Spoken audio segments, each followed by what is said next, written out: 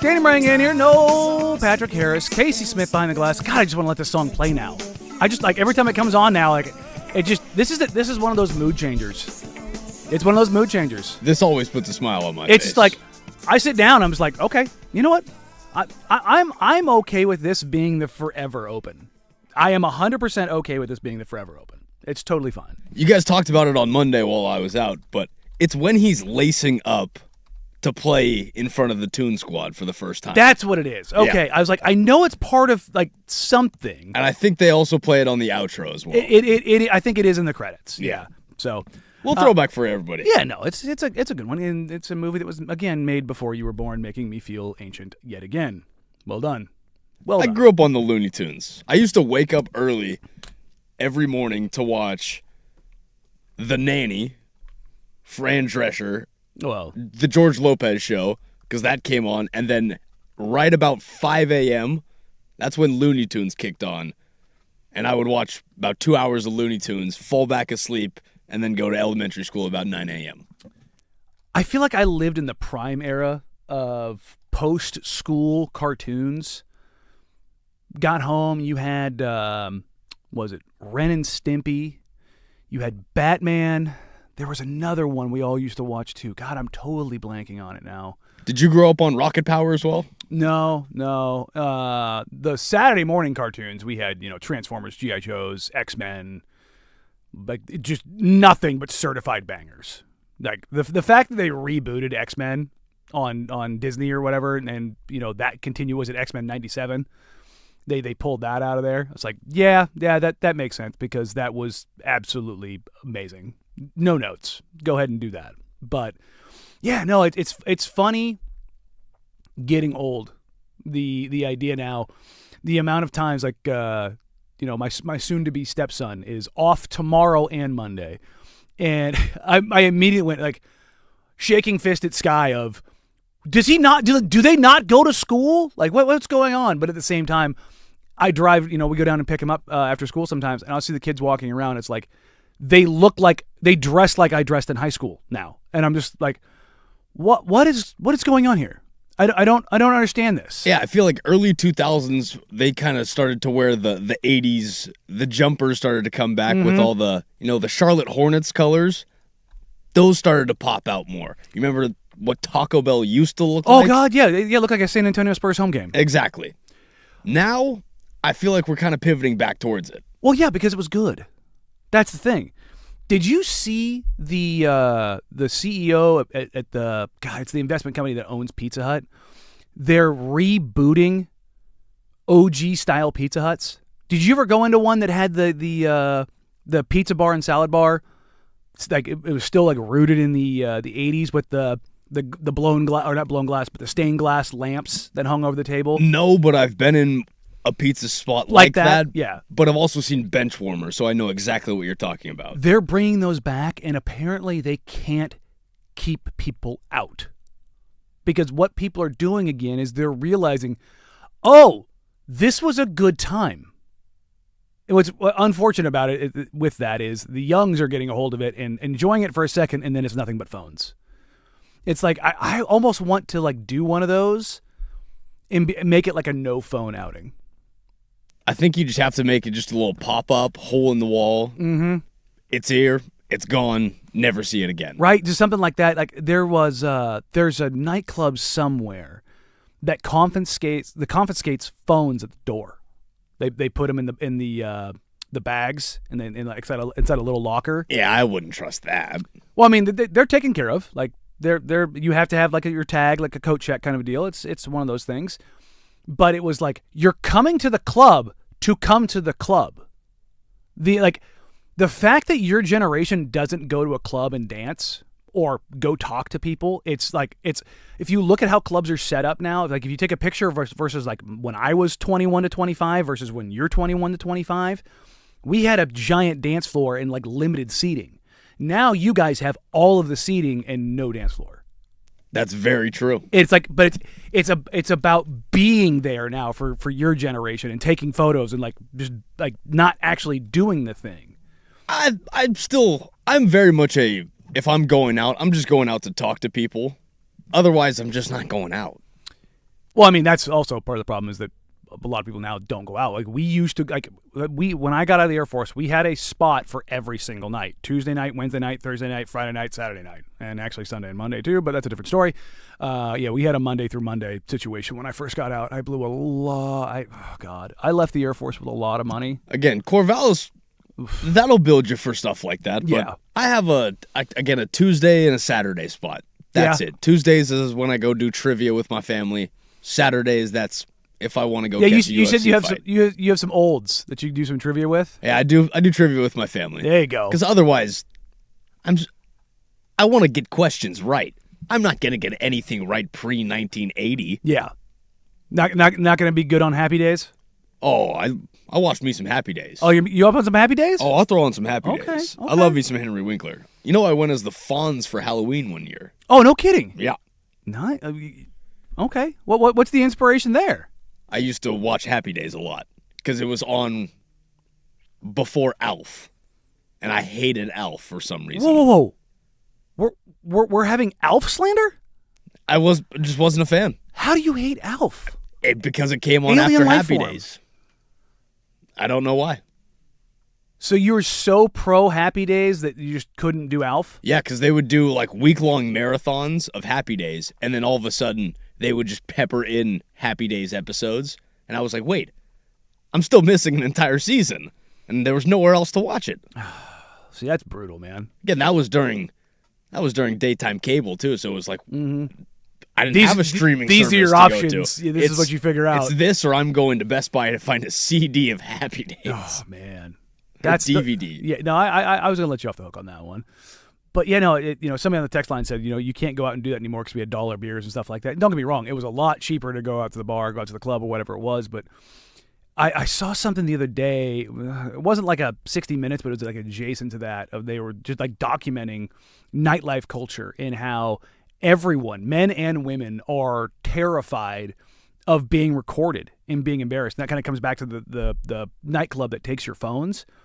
The whole idea behind it is you go in there, and because there's no evidence, maybe you'll actually go talk to somebody. Maybe you'll actually go dance with somebody. Maybe you'll actually go strike up a conversation.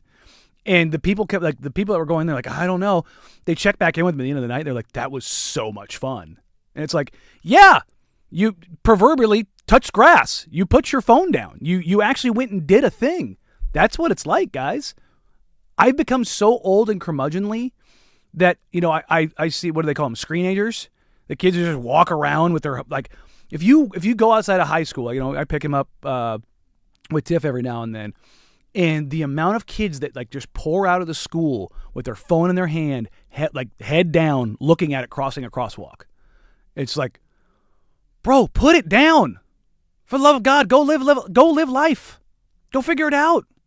And it's just like, I get it. Things are different. AI and it's taking over the world, but like, the more I spend so much less time online now than I did a year ago. Don't get me wrong, I still spend a lot of time on it because job, but it's insane how much it's taken over. I'm with you. I have probably made it more of a mission in the last few years than I had previously, just to not be on my phone and just to be in the moment, because otherwise you don't enjoy things as much.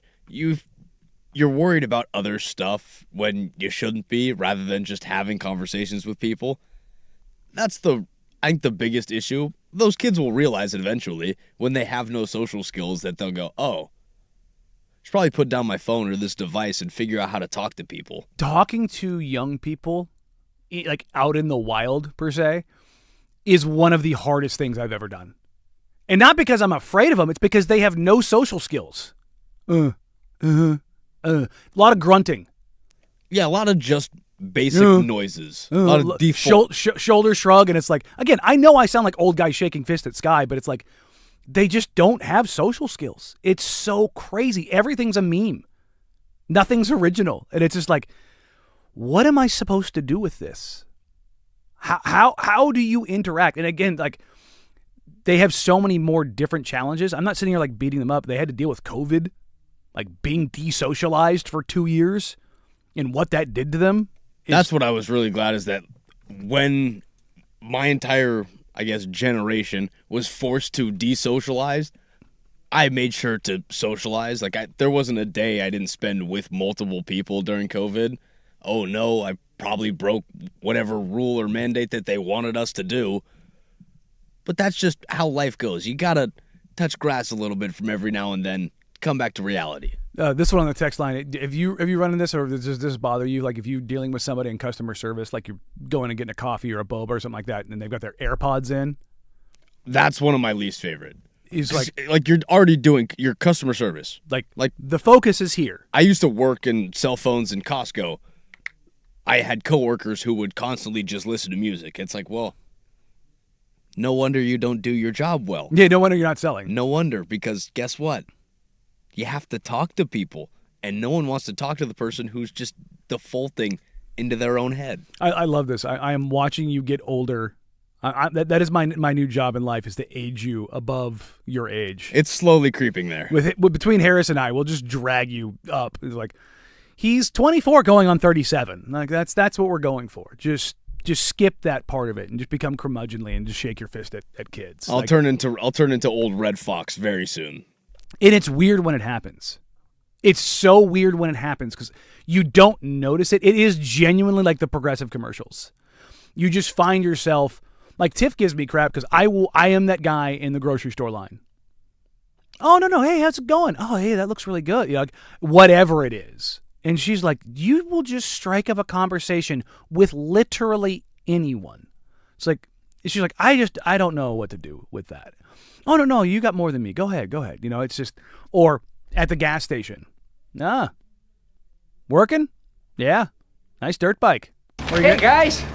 Oh, big gulps, huh? All right. Well, see you later. Yeah, 100%. 100% I am that guy. 100% I am that guy. I was talking to I was talking to again, my soon to be stepson, and we were talking about something about a map or something like that, using Waze or something, and I was like, if I handed you a Thomas guide, how would you handle that? And he was like, what's a Thomas guide? I don't know what a Thomas guide is. And I was just like, God, you guys are so spoiled. You didn't have to go through MapQuest. I would be able to know MapQuest. Guess what? MapQuest is you print out a section of a map. Well, that's not that difficult. But it has the directions listed out.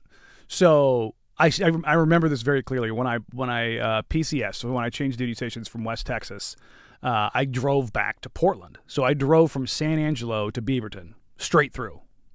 And you have a stack of yellow pages. Dude, I had like 5 pages printed out of MapQuest directions because I had went west through the the rest of West Texas into New Mexico, then north into Wyoming up to. Did I leave Wyoming? Yeah, I just went into Wyoming and then into Utah into Idaho into Oregon. It's not a map. It's just 6 individual pieces of paper taped together. And then on it had the written directions. And you have to kind of pay attention, this is what you set your trip meter for. Back in the day, you'd set your trip meter so you knew when you're coming up because you're like, all right, I got to be on this highway or freeway for 150 miles. You're not getting any notifications. You just kind of like, you're eyeballing it. Like, okay, this is coming up here in a little bit. You reach over and you grab the papers, flip through it. Okay, we're right here. All right, I guess that exit's going to come up here in about 5-10 miles. It's just funny to think about that now. Now it's just sitting on the phone in front of you, and it's giving you the deed. You're a mile away, you're a half mile away. All those kind of things. And then I thought about the idea of like handing him a Thomas guide. Like, do you even know how to flip? Do you know what a Dewey Decimal System is? Like, if I sent you into a library, would you know what to do? Yeah. It would take me a minute. I don't know. Do people younger than did you get taught Dewey Decimal? Yeah, that was I think. I really want to say that's probably I was one of the last generations to actually get that years of people in school because I think everyone else had automated where everything else was just in a database where you just go search it up and it would tell you where in the Dewey Decimal it is, but you don't actually know where that's at in your head. Yeah, I had to learn it because I used to.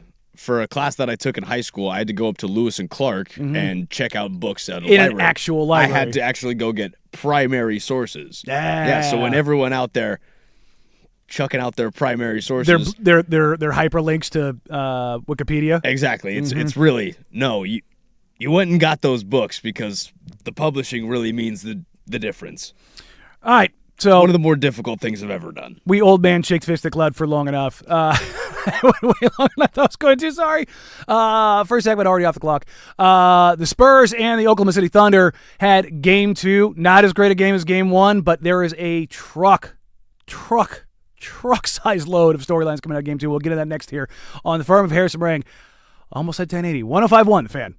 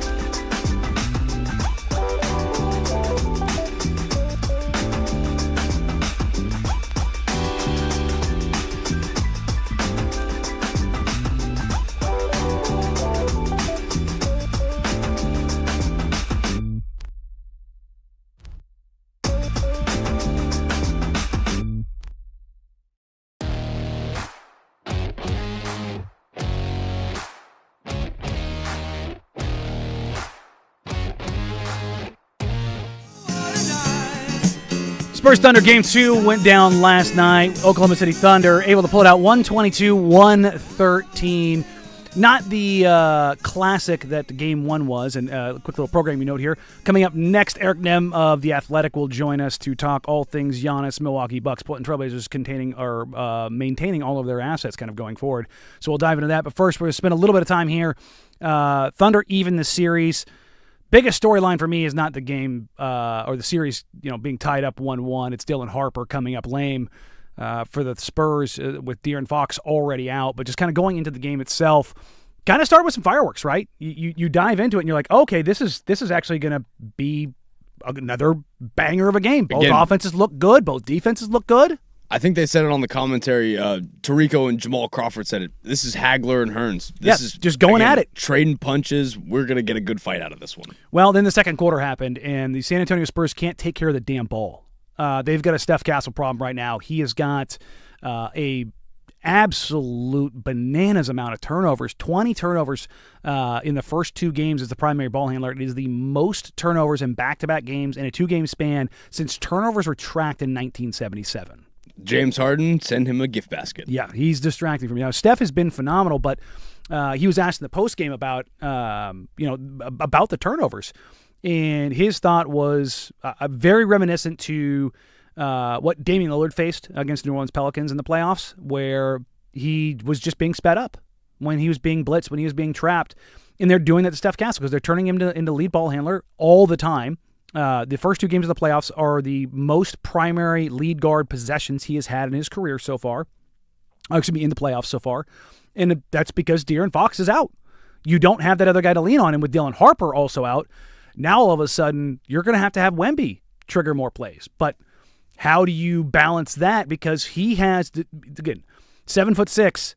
He's not. You can't lean on him for that much and also lean on him for that much defensively. Again, that's a long way for a guy to dribble. Mm-hmm. And if you throw a guard again to Caruso's going to get a few cookies out of that. And for all those out there, it's like, well, it's not that hard to initiate, blah, blah, blah. Yeah, it is. Did you hear what Steve Kerr said about how they attack James Harden?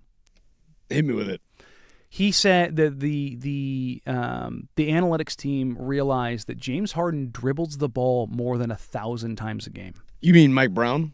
Oh, so yes, thank you, Mike Brown. But it was when he was with the Warriors. My bad. And when they looked at that, they were like, "Oh, yeah, no, this is what we're going to do." And so what they did in their matchups was pick him up early to make him dribble even more. Because when you have to kind of power dribble and protect the ball, it's just going to wear you down. Everyone's like, "That's not going to wear you." Yeah, it is. 4 quarters of that. That weighs on you. It weighs on you, especially with the way James Harden plays. He's an on-ball guy. So if you make his on-ball reps tougher, he gets worn down. He makes mistakes. You get turnovers. Steph Castle does not have the muscle memory or the conditioning to deal with a defense that is going, especially an OKC defense that is so handsy, that is going to grab you, smack you, slap you. Do not get it twisted. That team grabs, slaps, pokes, does more than anybody else. If you don't like it, figure it out. Physical basketball. I thought for the most part, the game was officiated relatively well, despite SGA's just absolute, abjectly disgusting flailing. The clip has been floating around. I thought it was bad during the game, and I was like, man, it's literally every single shot. Every single shot he took last night, he flailed. Every single one of them. And then his 5th offensive foul really kind of put it into perspective for me. He gets a separation and completely flails his arm backwards and smacks Champagne right in the face. Yeah. Draws his 5th foul and goes, "Oh, that's my bad." That's just what you get for being so boastful and not staying within yourself, really. Yeah. No, it is. Denny deals with that because Denny will run guys over. It's one of just being long and lanky has its tolls. That's the part of it. But it's, again, the officiating wasn't what decided that game. Shea, give me some ethical hoops, man. That's really one I want to get out of this. The biggest storyline of the night, obviously, being Dylan Harper coming up with the hamstring. You hear hamstring and you're like, well, crap. J-Dub's already dealing with it. You can see the effects. He doesn't look 100%, and again, who's 100% at this time of the year? But you can tell that there's a little bit of a lingering effect with Harper. He's getting an MRI. We're going to know the severity of it. Is it an actual strain, or did it get tight? Like, that's If they're down Fox and Harper, that might be it. This Spurs team is very good, but you're losing 2 primary driving engines, and then you're putting basically everything in Steph Castle's lap. You're losing your ball handlers, and your other ball handler right now can't hold on to the ball. Yeah, and that's exactly what led to the difference in this game. It's 122-113. There's one single stat that comes out of this game. Points conceded off turnovers. San Antonio Spurs, 27. Oklahoma City Thunder, 10. You're in a playoff game, you turn the ball over that much, and a team is able to cap. And here's the thing. The Thunder didn't capitalize on the 21 turnovers, 27 points. That's not a great ratio. But if you're getting that many more points, they had 10 more shots and 7 more free throws. When the volume goes up and the efficiency stays the same, that's your difference in the game. You get 17 more points, and how much they win by? Yeah. That's the game. That's legitimately the game. All the other stuff, if you just take care of... I guarantee Mitch Johnson is going, we don't need to change anything other than taking care of the damn ball.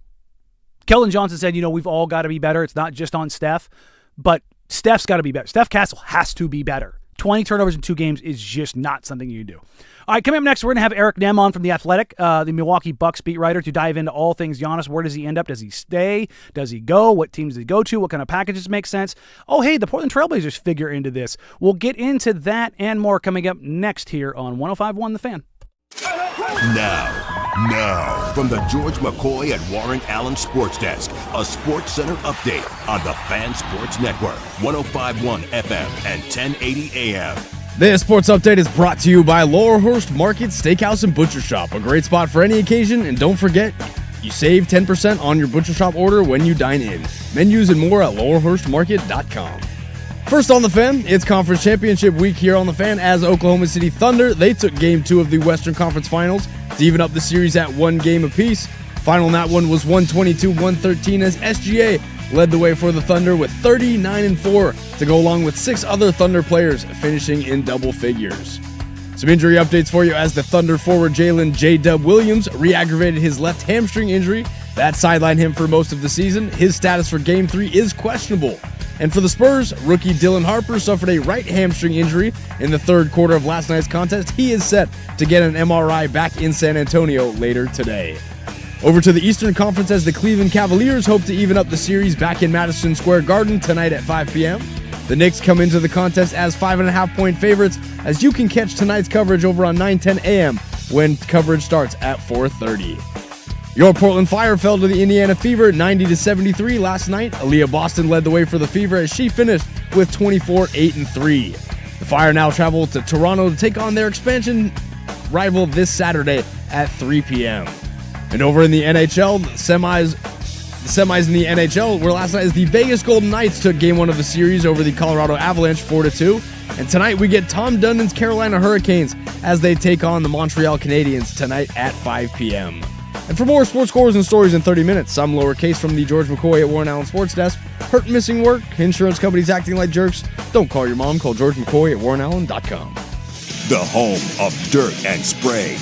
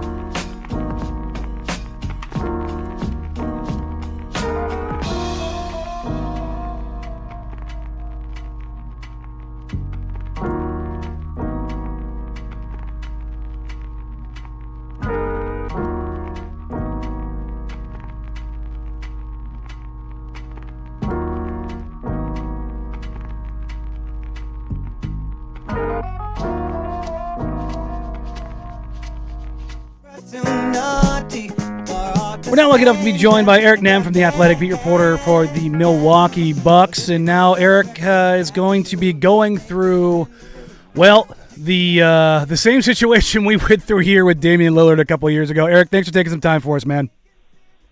Of course. Thanks for having me.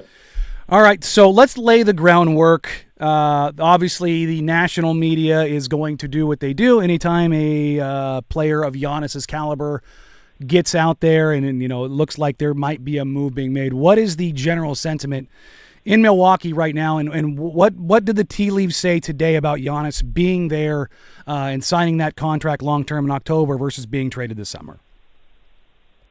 Yeah, I think while there was obviously another report from Shams over at ESPN, truly it was kind of a surprise to see any sort of reporting or sourcing because, I thought Jimmy Haslam, the Bucks co-governor, made it pretty clear when they had their Taylor Jenkins introductory press conference.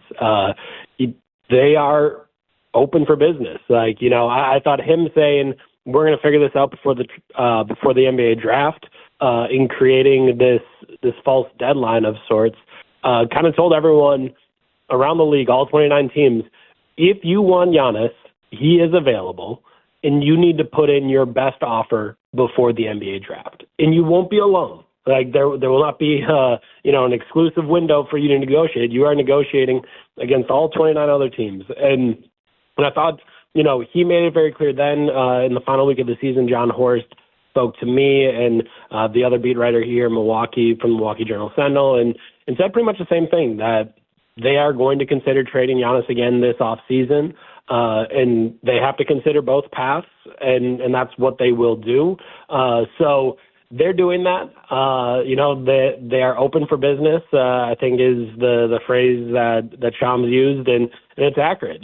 I think that's as much as they've already admitted on the record publicly, that this summer they are interested in hearing out offers for Giannis Antetokounmpo. And as far as whether or not it gets done, I think it all depends on the offers that people step to the plate with. If you are going to be serious about this and give the Bucks, a strong young talent, you're going to give them some draft picks, then you can be in this conversation and maybe you can have the best offer. But this is a situation where I think in previous years, when there was conversations about whether or not Giannis would be here in Milwaukee or, kind of what the future might hold, I don't think the organization was all that serious about trading Giannis. I think this is the most serious they've ever been about it and the most seriously that they've considered it. And that kind of, to me, even though, we are, in Groundhog's Day living this life all over again here in Milwaukee, I do think this is the most serious that this idea has ever been considered. And And I think the team is hoping that organizations around the league understand that and take it as seriously as they hope they do. Eric, if you're Horst right now, what is the optimal return? Not necessarily a particular player, but what is the thing that you think that they would want long term? Is it getting their draft capital back, which Portland controls a large part of it? Is it getting a Jason Tatum, who's an in-prime player?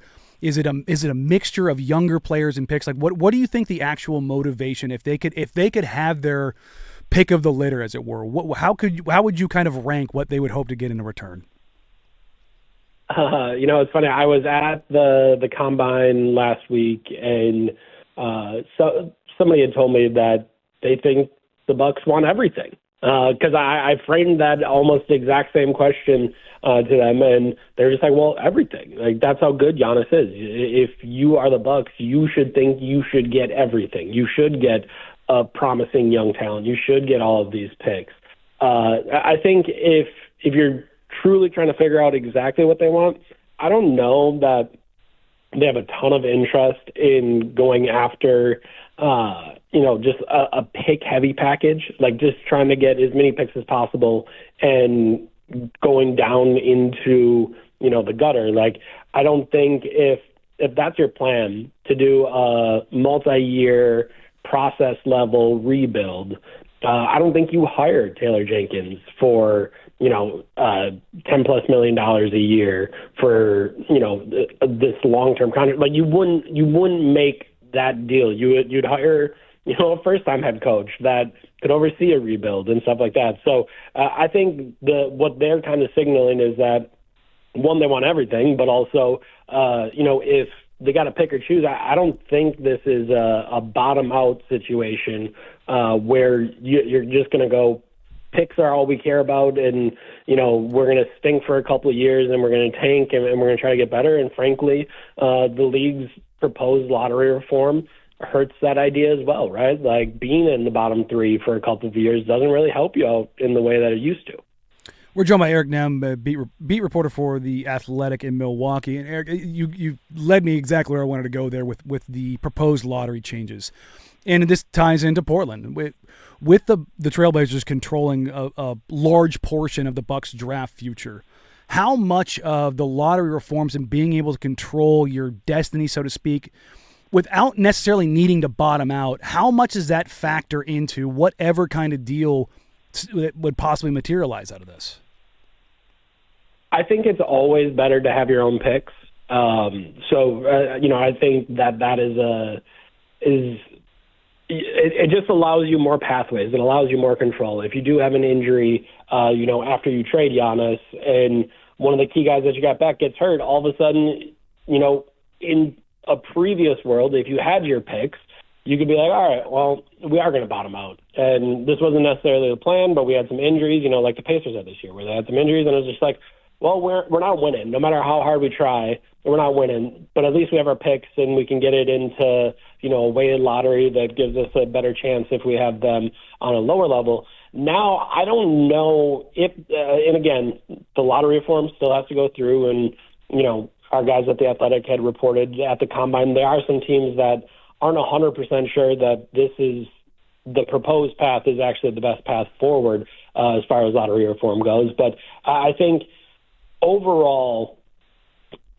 it's maybe not as important as it used to be to have your own picks and, to be in that situation where you could tank, because tanking won't get rewarded in the way that it has, for the last, decade, 2 decades. So I do think lottery reform changes that, but I would also say it changes other picks as well, right? Like, I think one thing, talking to, a couple different teams and people around the league at the Combine, is I think the whole league is trying to figure out what a first-round pick means in this new world and what the value is. And, I think previously you used to be able to say, okay, well, if we make a trade with that team and get those picks, it'll be a top 5 pick because they're going to stink.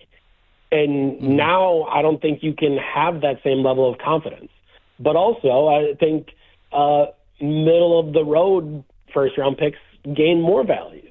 So I think it's a totally changing landscape, and I think that puts the Bucks in a little bit of an uncomfortable position. As they're gonna, if they do end up making this deal, they're gonna have to make the deal, the picks portion of that deal in the dark.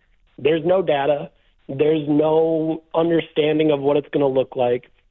There's no, prior history of what this looks like. It would be dealing into a brand new world that no one knows how it will go and how it may be affected. You can try to project it out, but you won't have a good feel for what that value is. And I think that's a little bit unfortunate from a timing perspective for the Bucks. When you look at that situation with that draft capital, I wonder, because of the unknown, how hesitant other teams are going to be to deal their own capital. And then I look at that as far as, like, we were talking almost exclusively on the team side of things. There's a Giannis side of this because he has the year left, the option year, and then the ability to sign that Supermax extension in October. And we went through this a little bit with Damian Lillard, but it was a different situation here because he had already signed the extension. But under this new CBA, I've been told that people around Giannis believe that he is comfortable going to a truly uncontested, unrestricted free agency. But in this world where that cap space doesn't exist, do you have a feeling either way about whether or not Giannis would be truly, if he was dealt somewhere he did not want to go, do you think that he would actually truly test free agency in this period? Because it just feels like everyone is hesitant to do that now. I think there's always more safety in taking the money in front of you, right?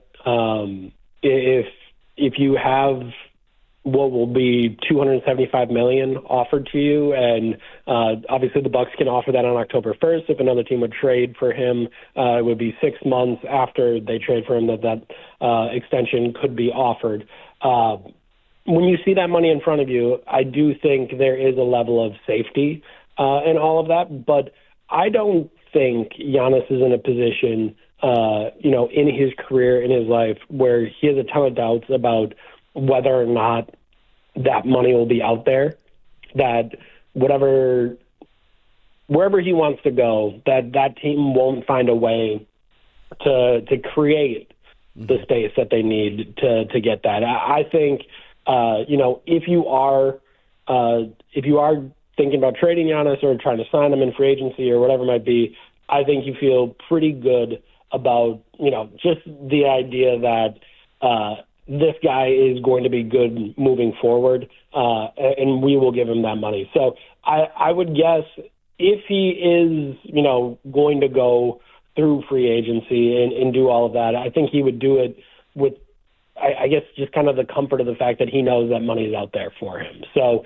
to answer your question in a long-winded way, I think money right up front, guaranteed, and getting it done and on paper is always going to be preferable, but I don't think he would have a lot of concern about going into free agency because I think he would believe that he's going to get his money no matter what. I'll get you out of here in this one because we're in Portland. I have to ask the idea of the Portland shape package, something along the lines of Jeremy Grant, Shaedon Sharpe, the draft picks back, and then whether or not they need to take salary back from Milwaukee to help them clean up their books. Is that a deal that ultimately you would think Milwaukee would consider?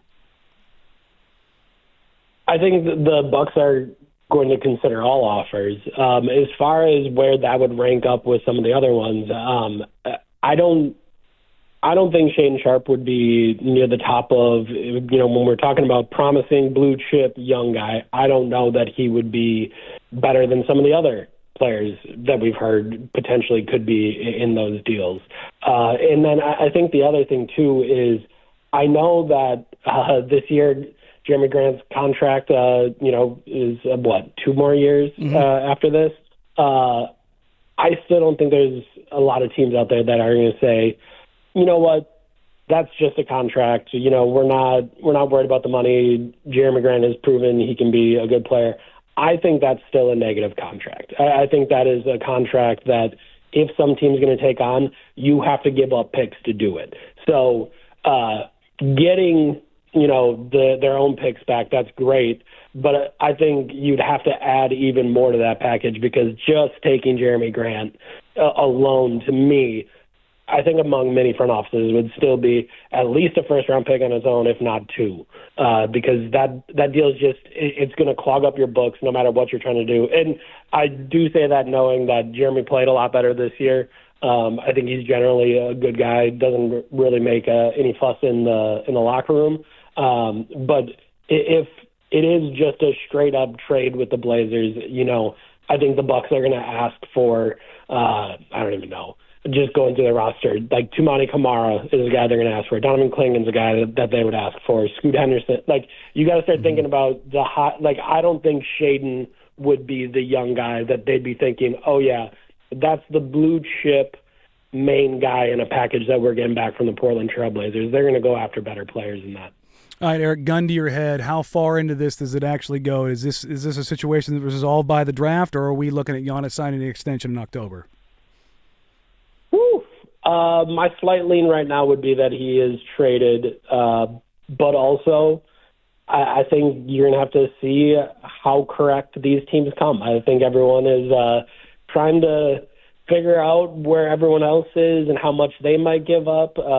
So I do think we're just in the beginning stages of this. And, there's still another month until the draft. So we'll see how it heats up in the next month. All right, Eric, thanks for your time, man, and good luck this summer. Been down that road before. It's not fun. Enjoy it. And thanks for taking some time, brother. I appreciate you. Of course. Thanks for having me. That's Eric Nehm from The Athletic, Milwaukee Bucks beat reporter. Eric is one of the literal best in the business. He's got a great relationship with that organization and with Giannis. And take what he says to the bank, man. Like, Eric is about as good as it gets on that stuff. So appreciate him taking some time. When we come back, we'll revisit some of the things that we were talking about in there and dive into all things Giannis here on the Firm of Harrison Mang, 105.1 The Fan. The Fan.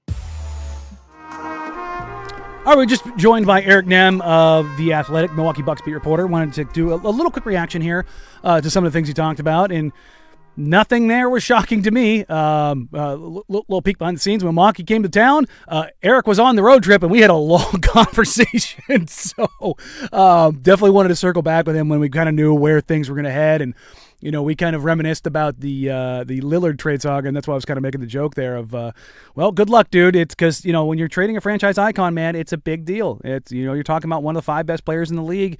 And that return is going to set you up for the next few years and how things are going to go. Like John Horst is the general manager. This is a deal that is going to make or break him. This is whether or not he gets another deal is how well he does on this trade. And I appreciate the fact that he, you know, put his foot down. He says, I think Giannis is going to get traded, which is, I think, the general sentiment around the league.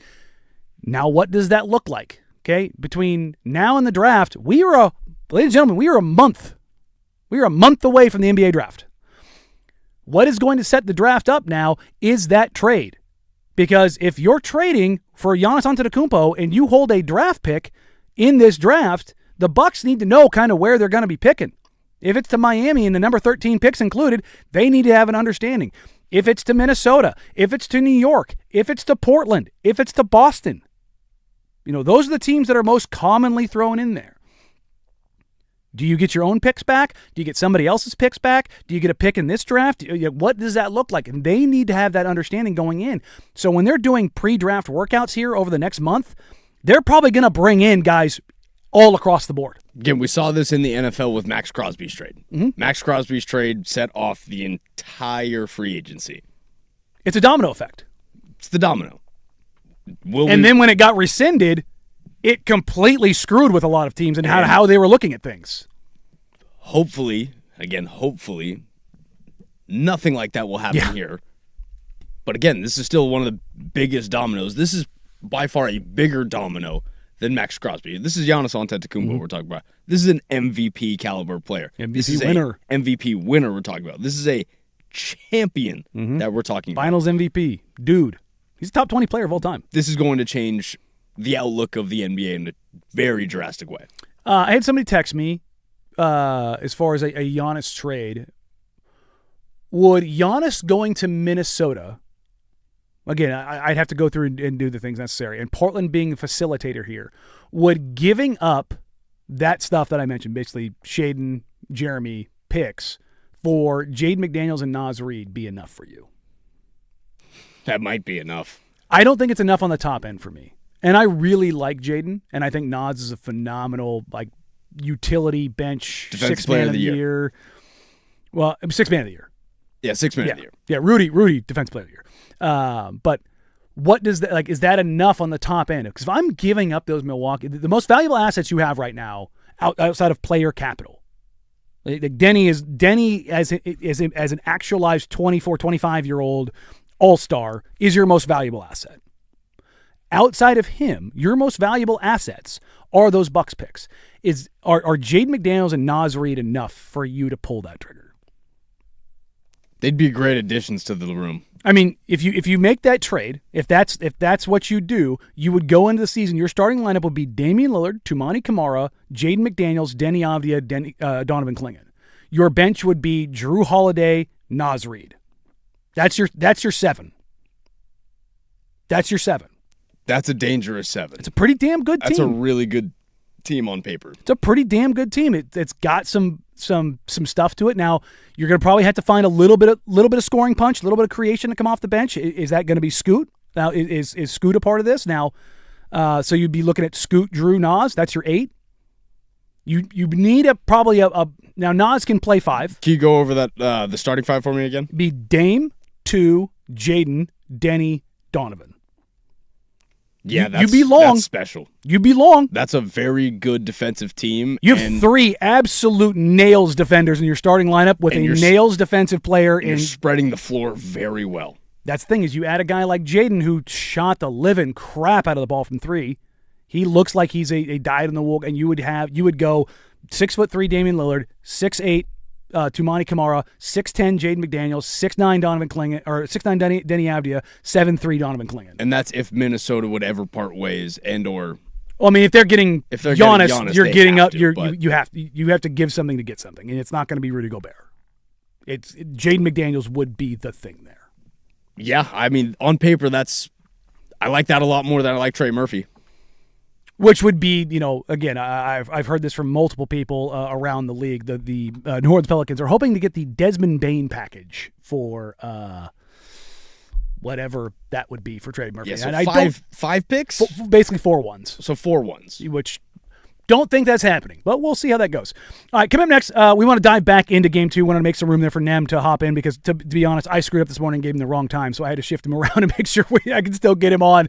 We will dive back into Game 2. The injuries coming out of Game 2 for the guard play for both the Spurs and the Thunder, what that means for that. Look ahead to Game 3 and a Game 2 coming up for the Knicks and the Cavs. Good Lord, I couldn't remember. We'll get to all that and more coming up here in the firm of Harris and Marang on 105.1 The Fan. Isaac and Suk here with Kim.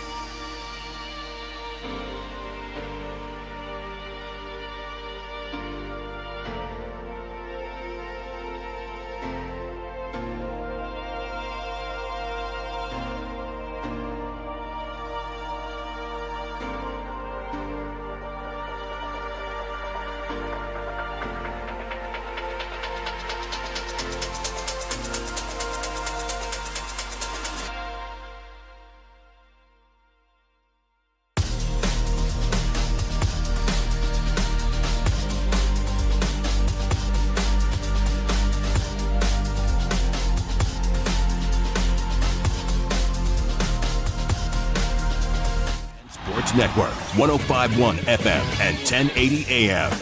First on the Fan, it's NBA Conference Championship Week as last night gave us It's NBA Championship Week here on the Fan as the Oklahoma City Thunder took Game 2 of the Western Conference Finals to even up the series at 1 game apiece. Final in that one was 122-113 as SGA led the Thunder with 39-4 to go along with 6 other Thunder players finishing in double figures. Some injury updates for you as the Thunder forward Jalen J-Dub Williams re-aggravated his left hamstring injury that sidelined him for most of the season. His status for Game 3 is now questionable. And for the Spurs, rookie Dylan Harper suffered a right hamstring injury in the third quarter of last night's contest. He is set to get an MRI back in San Antonio later today. Over to the Eastern Conference as the Cleveland Cavaliers hope to even up the series back in Madison Square Garden tonight at 5 p.m. The Knicks come into the contest as 5.5-point favorites as you can catch tonight's coverage over on 9:10 a.m. when coverage begins at 4:30. Your Portland Fire fell to the Indiana Fever 90-73 last night. Aaliyah Boston led the way for the Fever as she finished with 24-8-3. The Fire now travel to Toronto to take on the Tempo for this Saturday at 3 p.m. In the NHL semis, the Vegas Golden Knights took Game 1 of the series over the Colorado Avalanche 4-2. And tonight we get Tom Dundon's Carolina Hurricanes as they take on the Montreal Canadiens tonight at 5 p.m. for Game 1 of the series. And for more sports scores and stories in 30 minutes, I'm lowercase from the George McCoy at Warren Allen Sports Desk. Hurt, missing work, insurance companies acting like jerks. Don't call your mom, call George McCoy at warrenallen.com. The home of the Fan Happy Hour.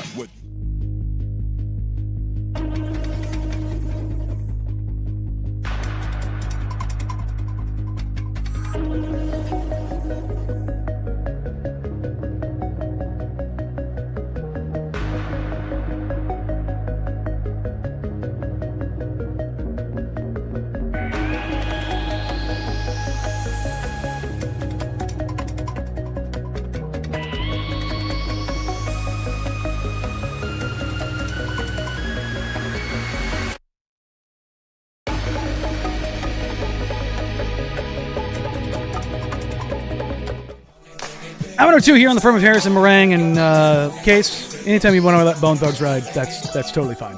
Will do. Notorious Thugs is always allowed. It's the hot take here. Biggie's best feature. Oh, by far. That's what I said, hot take. I don't think it's not a hot take at all. No. Want to get more into Game 2 of the Western Conference Finals between the Spurs and the Thunder, but we had to take a little break there to make sure we got Eric Nehm in. And again, thanks to Nehm, he came on and did exactly what I expected him to do. And we'll probably revisit that again a little bit later in the show. If you missed it, you can go and catch it as part of the Odyssey Podcast Network. Eric Nehm, the beat reporter for The Athletic for the Milwaukee Bucks. He's about as plugged in as it gets over there. If you're ever looking for anything Bucks-related, Nehm is the guy to go to. But let's get into the Western Conference, the Western Conference Finals. Game 2, the Oklahoma City Thunder pull off the win in Game 2 at home. They managed to not lose 2 in a row, 122-113. And for me, the big storyline coming out of this game is not who won, who lost. Obviously, the series being even, it's kind of what I expected. I thought the Thunder would win last night. I thought SGA would come out a lot better, and of course he did. But you had both Dylan Harper and Jalen Williams leave the game respectively for the Spurs and Thunder. The problem here, obviously, for the Spurs is that they're already down De'Aaron Fox, whereas the Thunder losing J-Dub is a big hit. Don't get it twisted. But they aren't taking another hit to their guard depth. They also have Cason Wallace. They also have Alex Caruso. They also have Isaiah Joe. They also have handlers on that squad. Jared McCain. Yeah, they have their ability to disperse the ball around is. Oh, and by the way, also AJ Mitchell. They have a lot of guards. Who knew? Maybe Neil O'Shea was right all along. All guards all the time. But with that, the hit that the Spurs take with Dylan Harper, if he is going to miss extended time and De'Aaron Fox is not going to come back, you are putting the onus of creation on Steph Castle. And Steph Castle is getting the young guy in the playoff experience. And this is what we always talk about when players need to take their lumps. Teams need to take their lumps. This is the learning cycle. This is the fear I had with the Spurs. When you have De'Aaron Fox, now Fox doesn't have all of this playoff experience, but he has a crap ton of NBA experience. He is a proficient guard, a proficient distributor, he's an all-star guard. That is without a doubt. Against the reason why Sacramento had so much success is because De'Aaron Fox ran that offense. Yep, and he can get wherever he wants. De'Aaron Fox If not the quickest with the ball in the league, he's top 3. He is so fast. It doesn't matter how good your defense is. His ability to just get wherever he wants to on the floor and put a defense in chase, that's what it creates problems. I mean, he had Portland on their heels the entire series. Yeah. When he got downhill, then defense Portland collapse, kick out, and there you go. And now we just throw up to Wemby and it's over. And the counter to that is Dylan Harper plays with downhill force. Dylan Harper is 6'5", 6'6", and he's a truck. He's strong. He's not afraid of the moment. He's got a good handle. He can get to his spots. He can hit threes. He can finish strong at the rim. Well, now you've lost your hard change of pace, ridiculously quick guard, and now you've kind of lost your bully guard, and both guys are a lot more reliable, a lot more consistent with their decision-making. Despite Dylan Harper being a rookie, watch him play basketball. He doesn't make rookie mistakes. He makes veteran decisions. Steph Castle, if you remember when he came out in the draft, do you remember the I don't want to say rumor, but the smoke or the noise coming out of his camp was, I'm a point guard. I want to go to a team where I'm the point guard. Well, he's more Drew Holiday than dyed-in-the-wool point guard. Don't get me wrong. The young man can pass the rock, but he also makes decisions where he's a little sped up, a little rushed. And this is what OKC's defense does to teams. Where he thinks people move at his click, and I feel like that's a common problem with guards. Is you got to be a step ahead. He thinks people move at his click when, at the same time, you got to be ahead because people are moving a little bit slower. And the thing that Castle said in the postgame was, I am being sped up, I am being rushed, but I've got to be better about letting my guys set screens. I've got to let them make the hit. I'm going to. That's where that rushing comes from.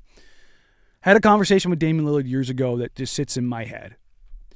It's not about your ability to react. It is about your ability to dictate. You can take away things. That's what good defenses do. Like with Wemby. The reason they're putting Caruso on, for all the people like, even me, I want to see Chet on Wemby more because I don't think you can give a guy that's that good the same look. It's the same thing with Jokic. Or a guy like Luka. You can't give guys, Dame, you can't give those guys the same look over and over and over and over again because they will figure it out and they will eat you alive. Caruso, being a staunch defender who's got great hands, good strength, good verticality, the ability to really bother Wemby and make him bend over and play lower can neutralize him to an extent because it's a different look. Wemby can't necessarily go as downhill on Caruso because Caruso's just going to throw the body into him, and it's an offensive. And he's going to get his hands in there because it's like Matisse. Matisse Thybulle gets his hands in there. He knows how to shoot gaps. Caruso knows how to bait. Lean on you, and as soon as you lean back, pull the chair. Now you're stumbling. He shoots the gap, gets the steal, gets the deflection. The Thunder, they dig down. Remember, the Thunder allowed more corner threes this year than any team in the league. That is by design. Why? Because they're really, really, really good at getting live turnovers.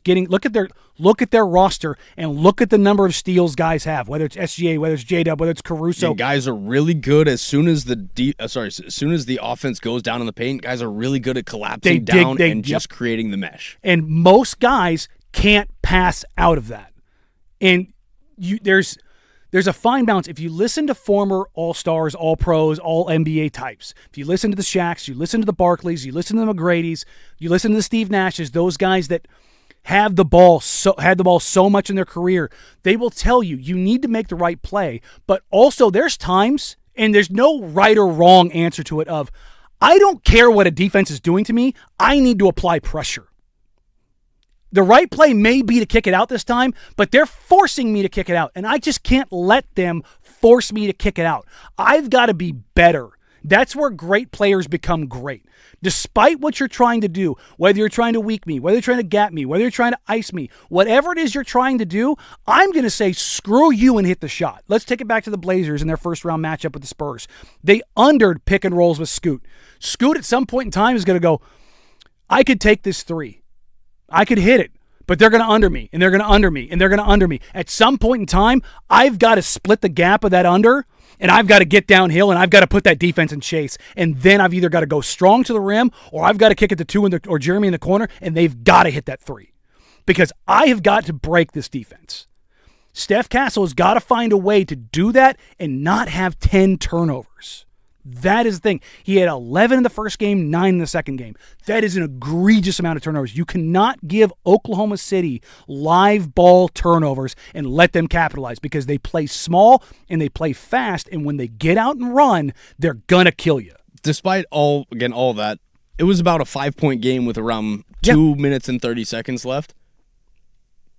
Did the Spurs get outcoached in those final minutes? You could make that argument, and I think that this is what I love about the playoffs when you're talking about a road team winning game one. Who are the adjustments on? It's on the home team. And I think Dagnall came out and was good on the adjustments. I think they put Shea off ball some early in the game so that he could be more downhill later in the game. And every time that Wemby came up for the screen and tried to get those pocket passes, the defense would collapse down. There was that loose ball play where as soon as Wemby goes to make the screen, as soon as that pass gets kicked through the pocket, Shea and him are fighting for the ball. Loose ball foul goes the other way. Those are the type of adjustments I think that OKC made in Game 2 we didn't see in Game 1. What's interesting about this is, you know how many threes the Thunder starting lineup hit? 7? 1. 1 3 from the starting lineup. Caruso came off the bench? Yeah. Caruso came off the bench, went 3 of 4. Jay Will went 2 of 6. Kaysen Wallace, 4 of 6. Jared McCain, 3 of 9. A.J. Mitchell, 0 for 2. But you want to look at the volume of threes they came off the bench. Who was not in the game for the Spurs to counteract that punch? It's no Dylan Harper. You don't have that. Now, that's your guard scorer. And with Fox out, now he's elevated in the starting lineup, so it knocks everybody up. And you go look at it and you go, well, what did I get off my bench? Well, Keldon Johnson went 4 of 12. Carter Bryant, 10 minutes, no points. Was like, look at the Spurs bench. Minus 14, minus 10, minus 10, minus 10. That's the game. That's the game right there. And you look at the bench, you get 2, 4, 5, 6 turnovers.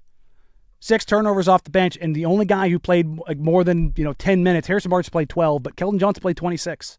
The bench for OKC really showed out yesterday. Mm-hmm. I mean, you had 6 from Jay Will, 17 from Caruso, 12 6 guys in double figures. Yeah, 12 from Wallace, 12 from McCain, and 10 from A.J. Mitchell. That's where we talked about it. Alex Caruso's not going to get 31 again, but we mentioned all those guys yesterday. This guy's going to come in. This guy's going to come in. This guy's going to come in. How you weather that storm. But the problem is, without Dylan Harper, now your punch is missing. And if anybody's falling short, like, it's so funny. We're sitting here talking about Victor Wembanyama having that historic game, 40 and 20, coming out of it. Wemby finishes this game shooting 50% from the field, 3 of 7 from 3, 21, 17, 6, and 4. And it's like, well, Wemby had an okay game. He almost had a 20-20 game with 6 assists and 4 blocks. But the problem is, you look up and down that bench, you didn't get the punch, and you didn't take care of the ball. So if you're not going to take care of the ball, you're going to be shorthanded, and your bench is not going to contribute. You can't have those things stacked against you. You can't let OKC take 10 more shots. They can't get to the free throw line 7 more times. That's 17 more possessions. When 21 turnovers is a lot of turnovers. You man. cannot give a team as good as Oklahoma City that much. On the flip side of it, if you're the Spurs, we talked about this in Game 1 for the Thunder. I heard a lot of people like, well, SGA is not going to play like that. Sure, but the Spurs didn't. Like, Wemby was insane, but you didn't get world-class performances, and you're missing Fox. There is room for both of these teams, and that's the crazy thing about this series is that there's still room for both these teams, and we're going to see what Game 3 brings. All right, we're going to pivot to college basketball because, well, we're going to get a 2014 playoff in the college football world, but there is a massive, massive, massive change percolating, not even beneath the surface. It's rising to the top. The Diamond Tournament? We'll get to that and more here on the Firm of Harrison Marang on 105.1 The Fan. The most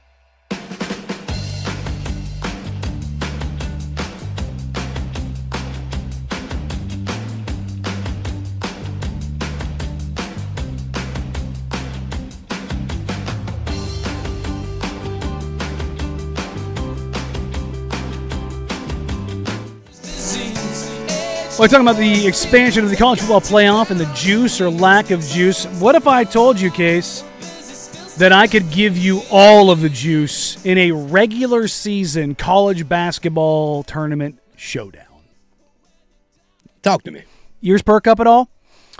This has been Just in a the works for a little while, some version of this. It originally included Duke, but Duke has had to bow out because of a contractual agreement with Amazon, and they're going to kind of be stuck in this.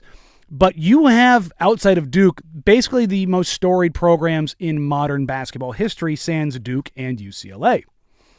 Arizona, Kentucky, North Carolina, Kansas, Michigan, Indiana, UConn, and Gonzaga, all coming together to play a regular season tournament event called the Diamond Cup. Got your attention? Yeah, it does now. The thought is it would debut for the 27-28 season with the possibility of it happening this next year, which is insane to think about. But it will be in addition to the Players Era tournament, which is also already one of the bigger showcases. This would not be a one-off thing like PK80 or PK80 and PK85, which is awesome. But this would be a every year tournament. And this is a get the eyes on the Blue Bloods and they play each other. This is the exact opposite of college football. This is get eyes on the regular season early. This is not cupcakes on the schedule. This is bring in the powerhouses and let them figure it out in the season. I like this a lot. I think cream of the crop starts to rise then. If you want to know where this came from, former St. John's athletic director Mike Cragg, who worked at Duke for 30 years, former Nike executive Eric Lautenbach, who fostered all the relationships across the college level forever, and the DraftKings and TV executive Ezra Kuchars, all came together with WME and IMG to put this all together in kind of pitching this. And then they got one of the big premier ticketing service agencies to this is a big, big, big deal. This is generating a crap ton of money. And the very interesting thing for the programs involved, they would not be paid out by shares in the sense of participation. They would get equity in the tournament. Tournament grows, they grow. I like that a lot. So you want to talk about skin in the game? Incentivizing winning at every turn. And this is kind of like the 24-team tournament for college football of how you get kind of protective about it. Do you want to be in? Well, then you better be in. You better spend. That's what this is. You want to be featured as part of this? You better spend, you better compete, and you better figure it out. You better spend, put the roster together. Or you're going to get embarrassed on national TV. Saturday. Yes. So we saw the Kentucky-Gonzaga matchup going away. Weird. Huh. I wonder why that matchup might have gone away and why they weren't going to continue that. Oh, that's right. They're going to play in a tournament. They're going to play in a tournament together. That's why I was kind of joking yesterday with Harris when we were kind of riffing about that. This is on the horizon. It has been in the works for, I want to say, about a year now. This was going to kind of come together. This is not just, again, a one-off. This is a long-term in-season tournament. In the early season, you have the tournament in Hawaii, the Maui Invitational. You have the Battle of Atlantis down in the Caribbean. Those are your early season kickoff tournaments that NBA front office executives love to go to. It's I shouldn't even say that. GMs love to go to. You make the travel destination and the basketball easy for me? Mm-hmm. It's one of those ones do I want to go to the tournament in New York City or do I want to go to the tournament in Hawaii? The Maui Invitational or the Topeka, Kansas Cup? Yeah, you're that's what I think I'm going to go to the Maui. Assistant GM and the scout, they go to the Topeka, Kansas Cup. The general manager, and I know quite a few general managers have all told me some version of I'm hey, you going to Maui? And I get a look yeah, dog, I'm going to Maui. Again, that's no shade on Topeka, but. No, but it's and again, general managers, they don't go to all of these, but they're you know what? I'm going to take the Maui Invitational. I'm the boss. This is my penance is like this is my turn. This is my tournament to go to this one. Now they also go to the Big 12 showcases. They go to Vegas and they go to Texas and all the other ones too. But if you the Maui Invitational is a lot like Summer League in a sense of like you look around, it's like, oh, every general manager in the league is in the building. Interesting. It's one of those kind of things. So I love this. I've said before, for me, it's not about the juice. It's about bringing the best teams to play and throw it down. Don't avoid the smoke. Go full bore. Go for it. Show me what you got. I want to see it because this is again, we talk about this with college football. It's the sorting hat. Oh, sorry, the NBA playoffs. It's the sorting hat. You want to be there in March. Show me in September. Show me in October. Show me in November. Show me in December. Show me during the season. Don't sit here and give me that. Look, the Miamis of Ohio, they have an excuse. They're a mid-major. If you're a big dog spending $10 to $20 million a year, don't duck. Go play on a neutral site. Go show me what you've got. We had the Duke-Michigan game. Absolutely phenomenal game. And what did we end up getting in the NCAA tournament? Where did those teams go? One of them won it. Go give me best on best. When you've got 331 college basketball teams in the country playing Division I, give me best on best. Give it to me. I want to see this. And you know what? The thing that I love about this for Gonzaga, when they get involved in these kind of things, they can't sit there and say, well, they play in the lesser conference. They play in this. They play in that. No. They're going to go play big boys. They're not hiding. They're going to tell me when and where. Mark Few says, all right, bet. You don't want to come into our house? Fine. We'll meet you on yours. We'll meet you on a neutral. We don't care. And what I hope this does is this goes from 8 teams to 12 teams to 20 teams. Give me all of the stuff.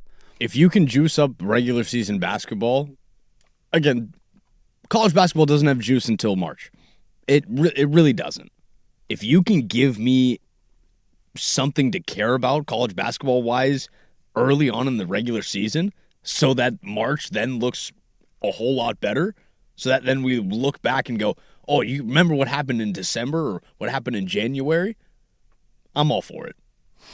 Here's the math. Year one, if they start in 27-28, will be a 2-game agreement with open discussions on possibly moving to a 4-game format, 1 preseason, 3 regular season for 28-29. Under a 2-game arrangement in 2027, schools will purportedly receive $2.25 million apiece. Say that again, $2.25 million apiece. You want some money? $1 million a game. Let's go play some good hoops. Formats for years 2 and 3 are supposed to jump to $3.75 million per school. Pay for a third of your $10 million roster with 3 games. Or excuse me, with 2 games. Again, takes money to make money. Unprecedented, guaranteed revenue for each school in a new era of competition and player revenue share requirements. That is the pitch. Who doesn't want to be a part of that? And what media partner doesn't want to be a part of that? Is this too good to be true? Not if the money's there. If the money's there, the money's there. I love this. Like when we talk about all the changes and difference in things in college sports, give me this. I'm seeing nothing but green lights, and as far as this, that's what concerns me the most, is that something that seems way too good to be true often is. So what's the catch? Well, none of these games can be played on campus because of TV rights deals. So it's going to be a neutral site event. The flip side of it is, because it's a neutral site event, other TV networks can all get involved. It opens up the bidding pool. So the money's going to be there. The money's going to be there. But will the accessibility to fans necessarily be there? I think that's where the concern probably is going to arise. This is more of the travel situation. It becomes kind of like travel. The NBA Cup games in Las Vegas. It's kind of like, well, you don't know if your team's going to be there, and then you have a week to kind of figure it out. Like, this will be a little more static, and you can figure that out. But the problem I foresee here is this is the haves trying to make sure the haves, the have-nots still exist. These big schools, whether it's college football or college basketball, they don't like other people coming in the club. But for us, the consumer, we want more in the club. And that friction, That's what's going to be interesting to see how that kind of shakes out. All right, we're going to pivot back to the NBA, the anonymous player survey. I love these because you just get guys who just go kind of crazy on it. We're going to dive into some of the responses in there, where Portland falls on these lists. We discussed it a little bit yesterday, but there's some more to come out of that. We'll get to that and more. But first, here's Lowercase with the Sports Center Update, 105.1 The Fan. Now, from the George McCoy at Warren Allen Sports Desk, a Sports Center update on the Fan Sports Network, 105.1 FM and 1080 AM. This Sports Center update is brought to you by 808 Hawaiian Restaurant. Mixed plates like Grandma used to make if your grandma were from the Big Island. Woodstock, Burnside, Beaverton, or online at ate-oh-ate.com. First on the Fan, it's Conference Championship week here on the Fan as the Oklahoma City Thunder took Game 2 of the Western Conference Finals to even up the series at 1 game apiece. Final in that one was 122-113 as SGA led the way for the Thunder. He finished with 30-9-4 to go along with 6 other Thunder players finishing in double figures. Some injury updates for you as the Thunder forward Jalen J-Dub Williams re-aggravated his left hamstring injury that has sidelined him for most of the season, and his status for Game 3 is questionable. And for the Spurs, rookie Dylan Harper suffered a right hamstring injury in the third quarter of last night's contest. He is set to get an MRI back in San Antonio later on today. Over to the Eastern Conference as the Cleveland Cavaliers hope to even up the series back in Madison Square Garden tonight at 5 p.m. The Knicks come into the contest as 5.5-point favorites as you can catch tonight's coverage over on 9:10 a.m. when pregame starts at 4:30. Your Portland Fire fell to the Indiana Fever 90-73 last night as Aaliyah Boston led the way for the Fever. She finished with 24, 8-3. The Fire now travel to Toronto to take on the Tempo this Saturday at 3 p.m. And lastly, in the NHL semis, the Vegas Golden Knights took Game 1 of the series over the Colorado Avalanche 4-2. And tonight we get Tom Dundon's Carolina Hurricanes as they take on the Montreal Canadiens tonight at 5 p.m. for Game 1 of the series. And for more sports scores and stories in 30 minutes, I'm Lowercase from the George McCoy at Warren Allen Sports Desk. Hurt, missing work, insurance companies acting like jerks. Don't call your mom, call George McCoy at warrenallen.com. Your home for the Oregon Ducks.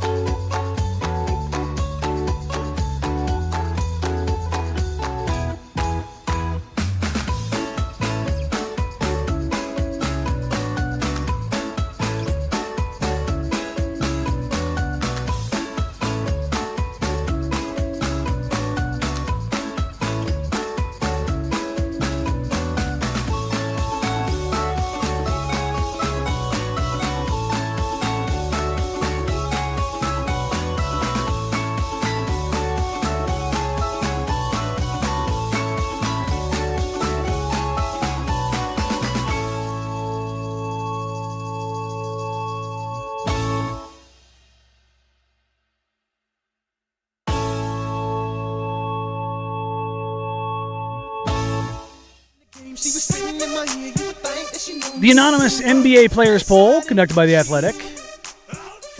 Do love these. We had the GM one. Now we get into the player one as well. Joe Varden, Sam Amick, and Josh Robbins were a part of this one as well. What I love about these is kind of how these things all end up shaking out. We talked about the GM one a couple weeks ago, and the things that come out of these are always really fun. So it was about 150 players, give or take, that participated in this. And we'll go through kind of some of these. I know it's a little bit of listy, but it's kind of fun. Just kind of how players look at things versus how front office executives look at things. Who should be the 2026 MVP? Again, this was conducted obviously before the MVP award came out. 39% of the 159 votes cast went to SGA. 21% went to Jokic, and then it was split a three-way tie for third between Jaylen Brown, Cade Cunningham, and Luka Doncic at 8.2%. Victor Wembanyama got 5% of votes. 5% of the votes. Kind of crazy to think about. It's very interesting how hesitant some players are with certain other players, because there's a flip to this that's coming next that I find very interesting, and how players look at the game. SGA, Jokic, Jaylen, Cade, Luka. What do they all do? Score? Mm-hmm. Because Wemby is not looked at as that kind of player despite averaging 25 a game, he is not elevated to that level. But it's interesting when you go, who is the league's best defensive player? 151 votes cast, 41.1% went to Wemby, which to me is low. But again, he's not Rudy Gobert in the dislike, but I think players are very hesitant to give him his credit for whatever reason. He's still very young, and to give him his credit this early could mean that you're creating a monster. They don't like doing that. I will just say that. What's kind of crazy on here, do you know who number 2 is? Tied for second. I'll give you the other guy. Best defensive? Kawhi Leonard is tied for second with this player. You're not going to be able to name him. Who just won Sixth Man of the Year this year? Nope. It's not Alexander Walker? Nope. He won Most Improved. Give me a team. Kawhi's teammate. Kawhi's teammate? No, I've got nothing here. Chris Dunn. Oh, shout Chris out Dunn. JC Penney. Yep. Chris Dunn. I do love some Chris Dunn. So basically after the 41% for Wemby, it's Dunn and Kawhi at 4.6, and you've got a group of guys here at 4%. Scotty Barnes, Jaden McDaniels, Asar Thompson, Kaysen Wallace. And then at 3.3%, Toumani Camara. So if we're doing the math here, 1, 2, 3, 4, 5, 6, 7, 8. NBA players have Toumani Camara as one of the 10 best defenders in the league. You know who checks in at number 9? Rudy Gobert? Drew Holiday. Oh. So your list after 2 and Drew, Herb Jones, Amen Thompson, OG Anunoby, Dyson Daniels, Lou Dort, Rudy Gobert, Steph Castle, Bilal Coulibaly, Keon Ellis, and Evan Mobley. Oddly low for Rudy. Oddly low for Evan Mobley, your 2 last Defensive Player of the Year award winners. It's kind of crazy when you think about that. But Wemby's so far and above everybody else here, it's not even close. He's basically everybody else combined. Like that's the level that he's at. And yet, where does he fall in the MVP? It just shows you where players' minds, brains, hearts, whatever you want to call it, are at as it comes to how they look at the game. Circling back to Giannis earlier, what team will Giannis be on next season? 46% of the 151 votes cast staying with the Bucks. It's always easier to say a player will stay. So he's basically saying a coin toss. After that, Heat, Knicks, Lakers, Warriors, Wolves, Rockets, Raptors. What's missing there? A smaller market? There you go. All big markets. Again, this is Giannis Antetokounmpo we're talking about. And Giannis does have a little bit of control. And as Nehm said, he thinks he would be able to go to free agency and a team would move mountains to make that cap space. I don't know if I necessarily fall in that camp. I do believe a team would move mountains. It's just harder to do it, and what's the tax to do it? Because here's the thing. If Giannis gets traded to a team and doesn't want to stay there and he goes to free agency, let's say he wants to play for the Brooklyn Nets. Let's just use them. They have cap space already. Everyone's going to know where he wants to go and what is necessary for the Nets to do in order to sign him as an outright free agent. Every team is going to ask for what they want to facilitate that, and then a transaction price. It's going to cost them more than they want to do it. The price just went up. Because everybody knows. Yep. We're not going to let you get this for free. Oh, I want my pound of flesh on top of it. Arm and a leg, please. I want a Giannis tax. You're going to get Giannis. How bad do you want him? That's my only hesitation with something like that. So, but pretty interesting. Most underrated player, Jalen Johnson, who was on the GM list, and Derek White on the GM list. Those are your number one. Jaylen Brown, Drew Holiday, Peyton Pritchard. Again, very similar to the GM survey. A lot of Celtics on the list. Strong defending guards guards who play the 2 position, who can guard at the 3. Great perimeter defenders. Get you a bucket when I need it.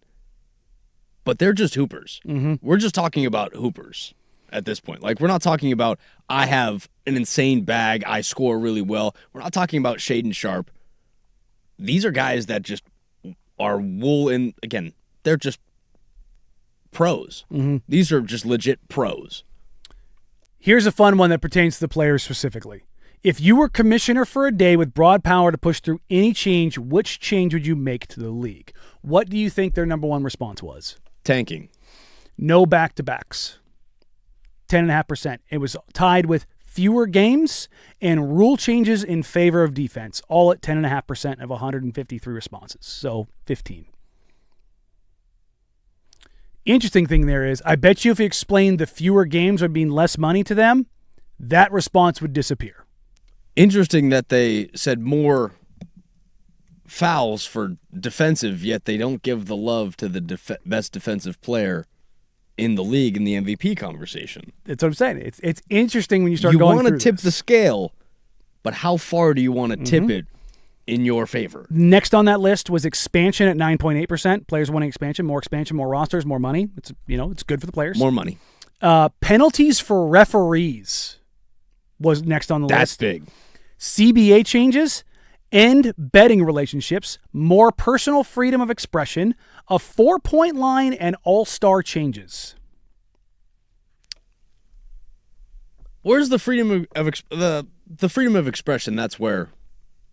Yeah, I don't really know because Adam Silver pretty much lets these guys wear what they want, do what they want, say what they want for the most part. They all have podcasts. They all have Twitch and Kick accounts where they go and stream nightly. Guys wear political sponsored things, religious sponsored things. Like, I'm not sure where that more freedom or more personal freedom of expression comes from because they aren't wearing suits and ties anymore. It's not David Stern.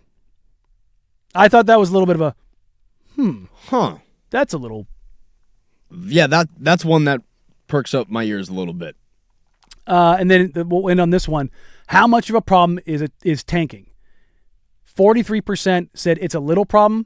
28% said it's a big problem. 28% said it's not a problem. So a quarter of the league thinks it's not a problem. 3/4 of the league thinks it's a problem.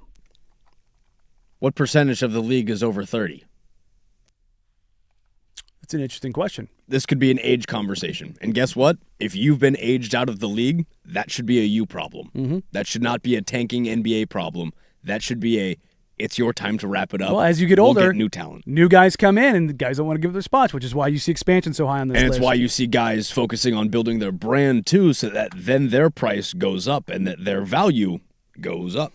All right, coming up next, we're going to get into web gems. And we've got a Portland Trailblazers-centric web gem. And also, it is a Thursday, so get your 10 toes down, no wishy-washy, 10 toes down arguments, debates, discussions, 503-864-6326. You can text them in or on the youtube.com/1051 The Fan. But we're going to get next into web gems here on the Firm of Harrison Marang, 1051 The Fan. The Fan Golf Classic, presented.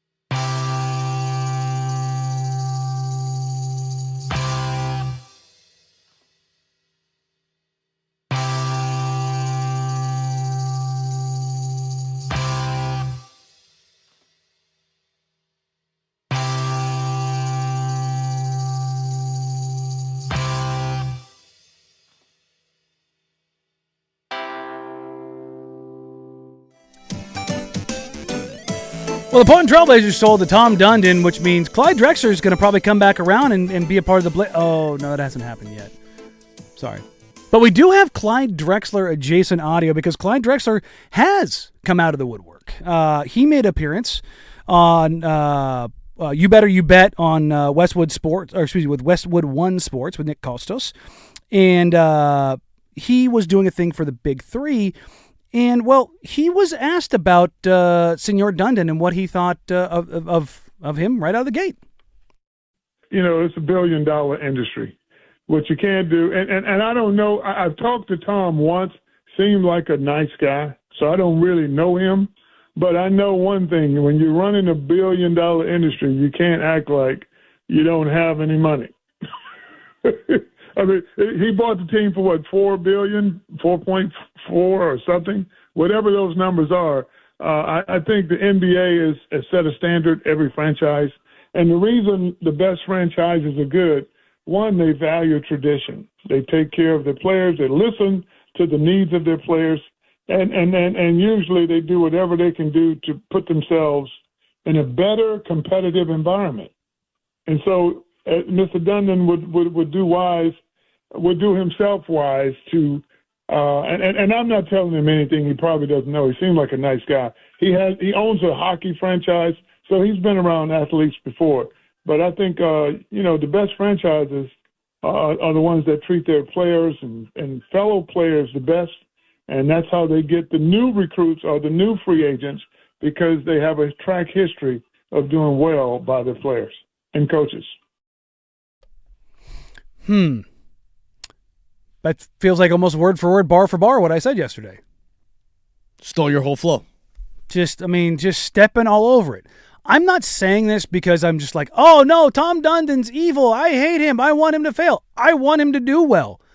Talking to players, talking to executives, talking to agents, talking to support staff, talking to people across the league.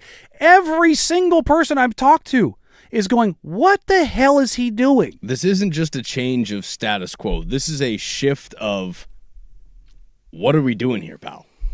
And I think Clyde hit the nail on the head. You can't come in and run $1 billion industry like it's a mom and pop shop. This is what we beat Jeannie Buss and the Lakers over the head for.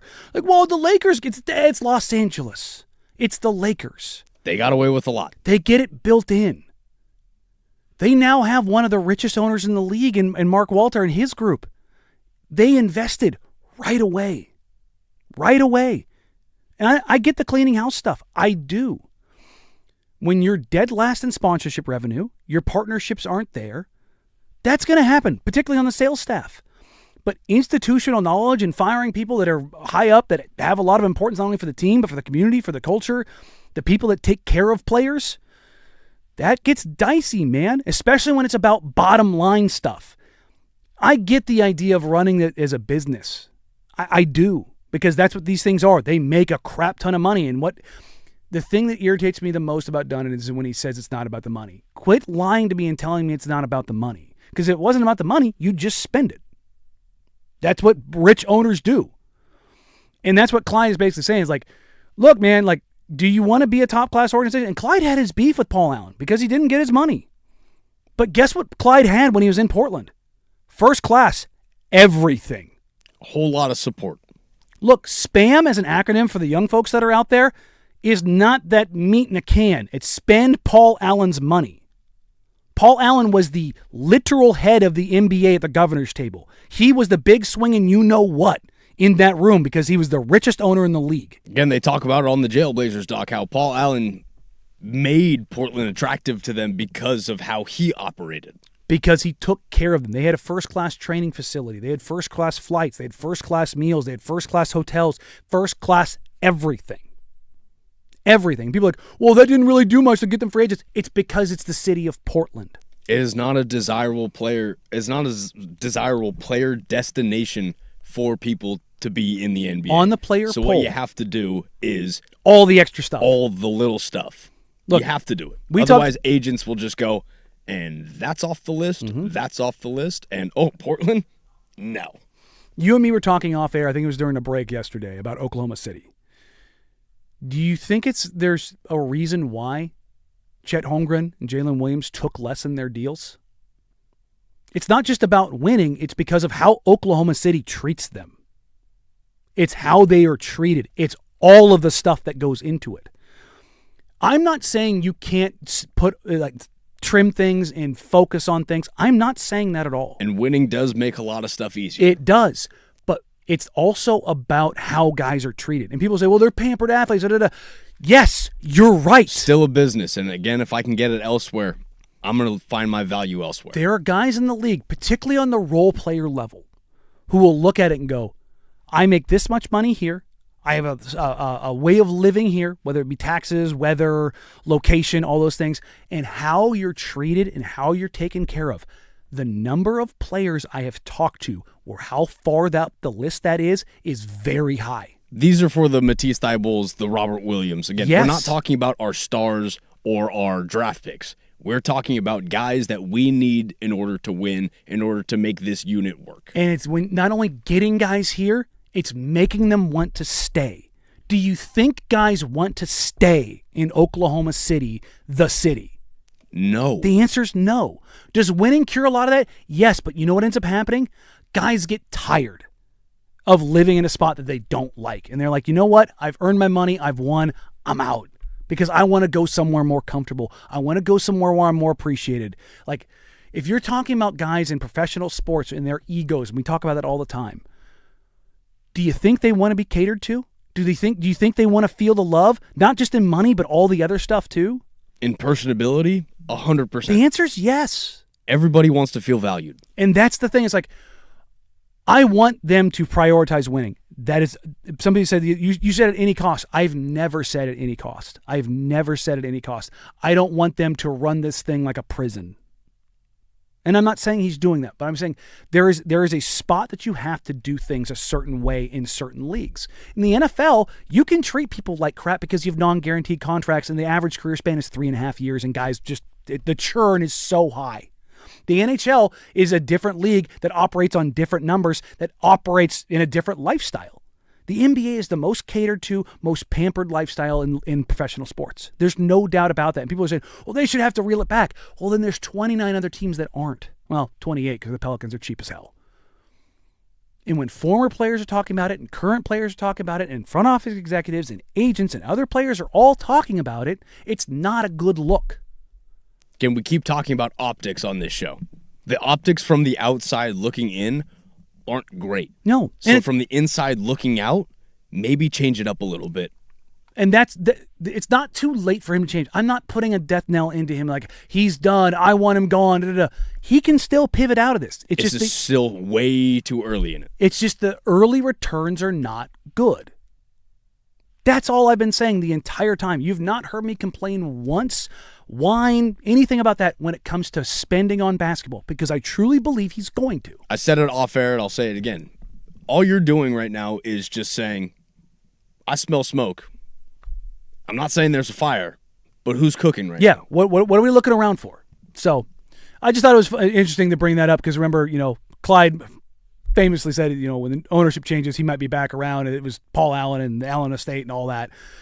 I don't think he's doing that right away. So, all right, coming up in hour number 3, we will dive back into some NBA. We'll take a look ahead to Game 2 in the Knicks-Cavs series. Probably revisit some of the more comments in the Eric Nehm conversation. Totally had a brain fart. We'll get to that and more here on the Firm of Harrison Marang, 105.1 The Fan.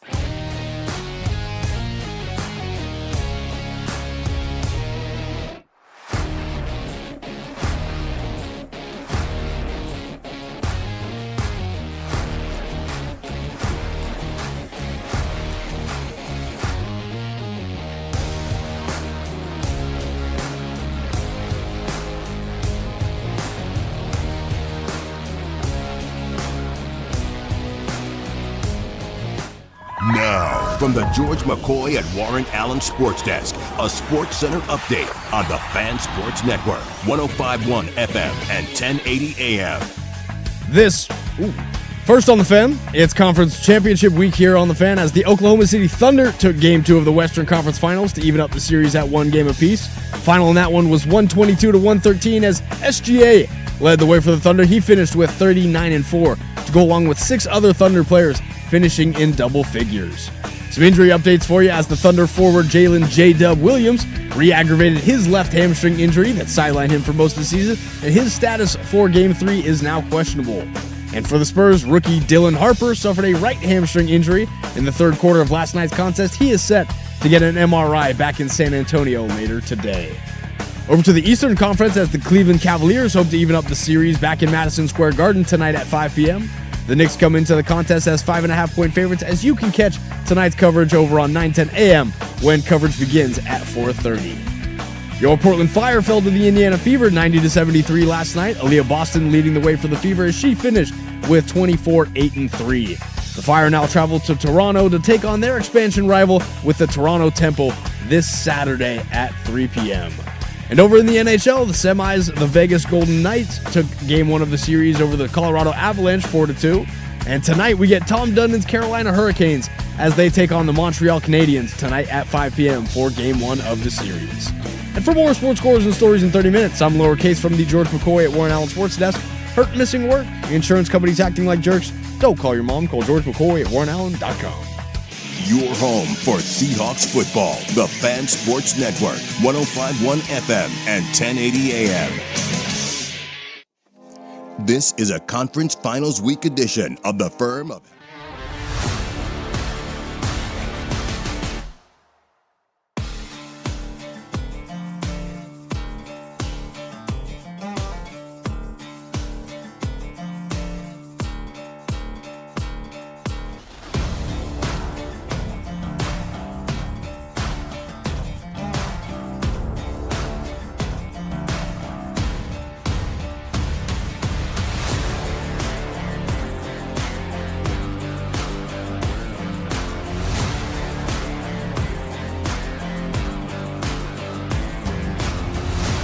Number 3 here on the Firm of Harrison Marang. Danny Marang, lowercase, behind the glass. Patrick Harris, maybe floating down a river at this point in time. I think he was driving up last night. I think he was getting to the river today. I think that's what he said.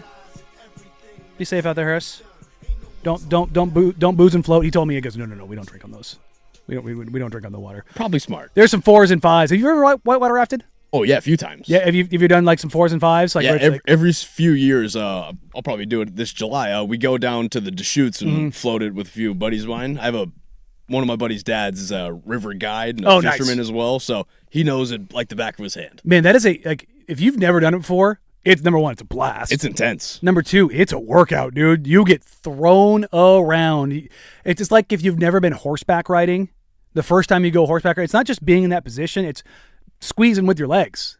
Like if you do that saddle sore is a real thing. It's working muscles that you haven't quite worked in a few years. Make sure them adductors and abductors are warmed up. Make sure you're going to the gym doing a little bit of the squeezes and the pulls, or the abductors and adductors. I did those today, and I'm like, oh, well, should I have done those before I'm playing golf today? That was probably a bad idea. I had a leg day.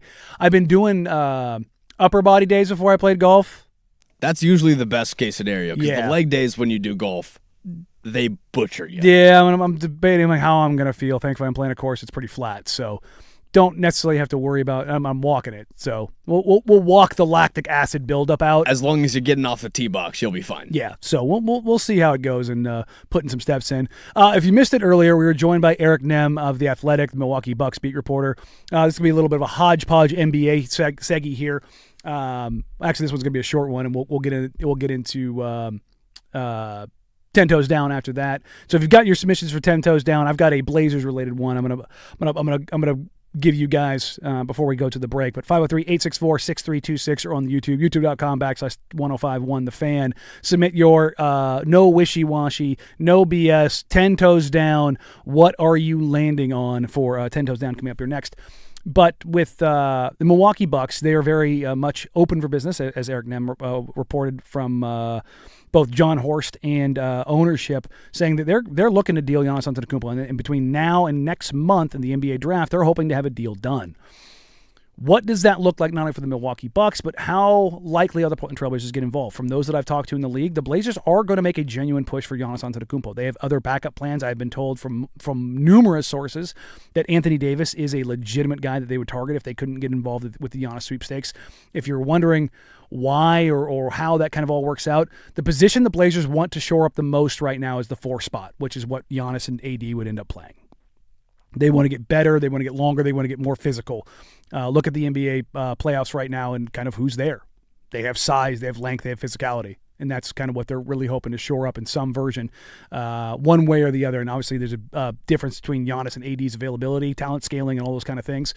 But as it pertains to Giannis, Nehm said flat out, he believes that the Bucks are going to trade him. He also said the Bucks want all of the things. They want the young player. They want the star. They want the picks. And I'm very interested to see kind of how this shakes out because of the changes that are likely coming to how the lottery is going to be done, the viability. And what was interesting there is Nehm said he was at the Combine. He talked to some executives. I was at Hoop Summit, talked to some executives, and I've texted back and forth with a bunch since then. There is a conflict among the GMs about how they feel about this. And I really appreciated what Nehm said. With whatever deal the Bucks make, whether it's getting their own picks back or getting another team's picks, I should say, the viability of that under the new lottery system, because there's no data. You can do all the projections you want, but how it actually plays out in the value scaling of those picks is going to be very interesting to see kind of how important they are. I've talked to a lot of GMs recently who have told me that the way that they look at picks right now is they don't necessarily want to trade their own picks, because they want to control their own, because they want to see how this scales up. What if those picks end up being incredibly valuable to teams? I don't think you're going to see 4 1s dealt for a Trey Murphy because of the value scaling. Now, if you're doing that for Giannis Antetokounmpo, who's a top 20 player of all time and is in prime superstar, you can probably talk yourself into giving up a pretty hefty bounty for him. But for a really good player like Trey Murphy, I don't think that that's going to be out there. The Trey Murphy, Desmond Bane type guy who's all-star-ish, but never made an all-star game in Trey Murphy, despite being, 20, I think he was 20-7 guy last year, volume 3-point shooter, but doesn't necessarily have the on-ball creation juice as a ball handler. It's like, I don't know if I can talk myself into that, which the Pelicans, you probably should have made that trade at the deadline. So 21-6 on 40%, 47% from the field. And what was he from 3, 38? From the 3, he was, 38%. Yeah. So volume 3-point shooter, volume accuracy, 6'8" plus defender. Not necessarily the on-ball creation juice. He's more of a secondary guy. But I say all of this to say, like, what does this end up looking like for the Trailblazers? How valuable are those Bucks picks? I've talked to GMs who think that the value has gone down. I've talked to other executives who think because you don't have to bottom out, those picks have actually gone up. So if you were to hold on to those picks, let's say they don't end up moving those picks, the Bucks don't have to be a bottom 3 team in the league because your value scaling from teams 4 through 10 actually goes up. So a team not being complete buns is actually more valuable for you if they're just in the lottery. They have a better chance of the pick being a top pick. It's like, well, damn, if I've got 3 of those, that seems like it's pretty damn valuable. Seems very valuable. I don't think a world exists this summer where the Blazers don't trade some of that capital. I would be surprised to see all of it go. I wouldn't be surprised to see, you say it's 3 picks? I wouldn't be surprised if we only end up with 1. And again, I don't see that draft capital being involved in the Anthony Davis deal.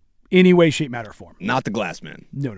And if they did make that deal, I genuinely believe that it would be without an extension. They would make him play without the extension and basically on a bit of a prove it. An incentivized contract. But that also gets into a scary space. Again, how you take care of players can all of a sudden be a thing for you. If you're picking up what I'm putting down. 100%. So these are the kind of things, like if you're an organization that's known to take care of players, you can take risks on a guy on a last year of a deal. Because I take care of this guy, and I'm going to take care of him in a way that he feels it's reciprocated. There's a level of respect and there's a level of understanding because those things matter in contract years. Hey, these guys are going to take care of me. Let's use Anthony Davis as an example. I don't really want to play the 5. Well, I've got Donovan Clingan here. And I know he's going to play the 5. I may have to play the 5 sometimes. I also have a young guy that we drafted out of China who can give you some relief when you need it late in the game. So, like, those kind of things are on the floor. Okay, how is he taken care of off the floor? How is his family treated? How is he catered to? How much do all of the things around it that a top 75 player of all time looks for? Is he having issues like Damon Stoudemire off the field? Is he having stuff in the city like Damon Stoudemire? Again, control what you can control. Make it as best as you can. Those are the kind of things, and you can take those risks when you're those kind of organizations because players know that they're going to be taken care of regardless. But getting back to the Giannis of it all, them put his foot down, says Giannis is going to be more than likely traded. How the Blazers are involved, if they're involved, what does that end up looking like? And that's going to be a little bit of a tease there. Getting up to our 10 toes down coming up next. 10 toes down, no wishy-washy, no fence sitting. 10 toes down, what do you have? I've got a Blazers-related one to start us off. We'll get to that next here on the Firm of Harrison Marang, 105.1, The Fan. The biggest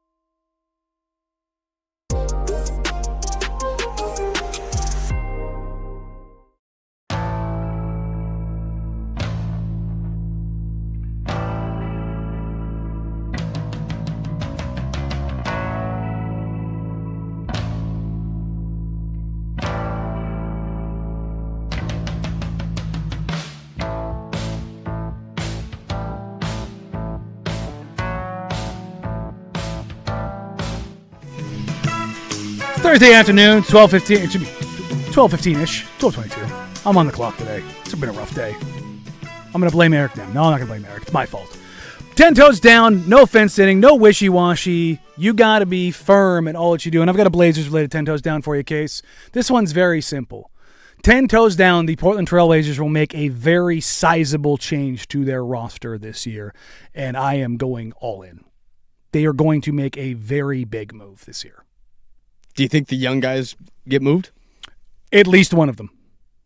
I think so, too. At least one of Scooter Shaden will be moved. I think Donovan could get moved, too. I think teams could value him. Oh, he's valued around the league. I think he could be an option that could be elsewhere. It's hard to find 7-foot-plus guys. If he's getting moved, there's something else happening around that, too.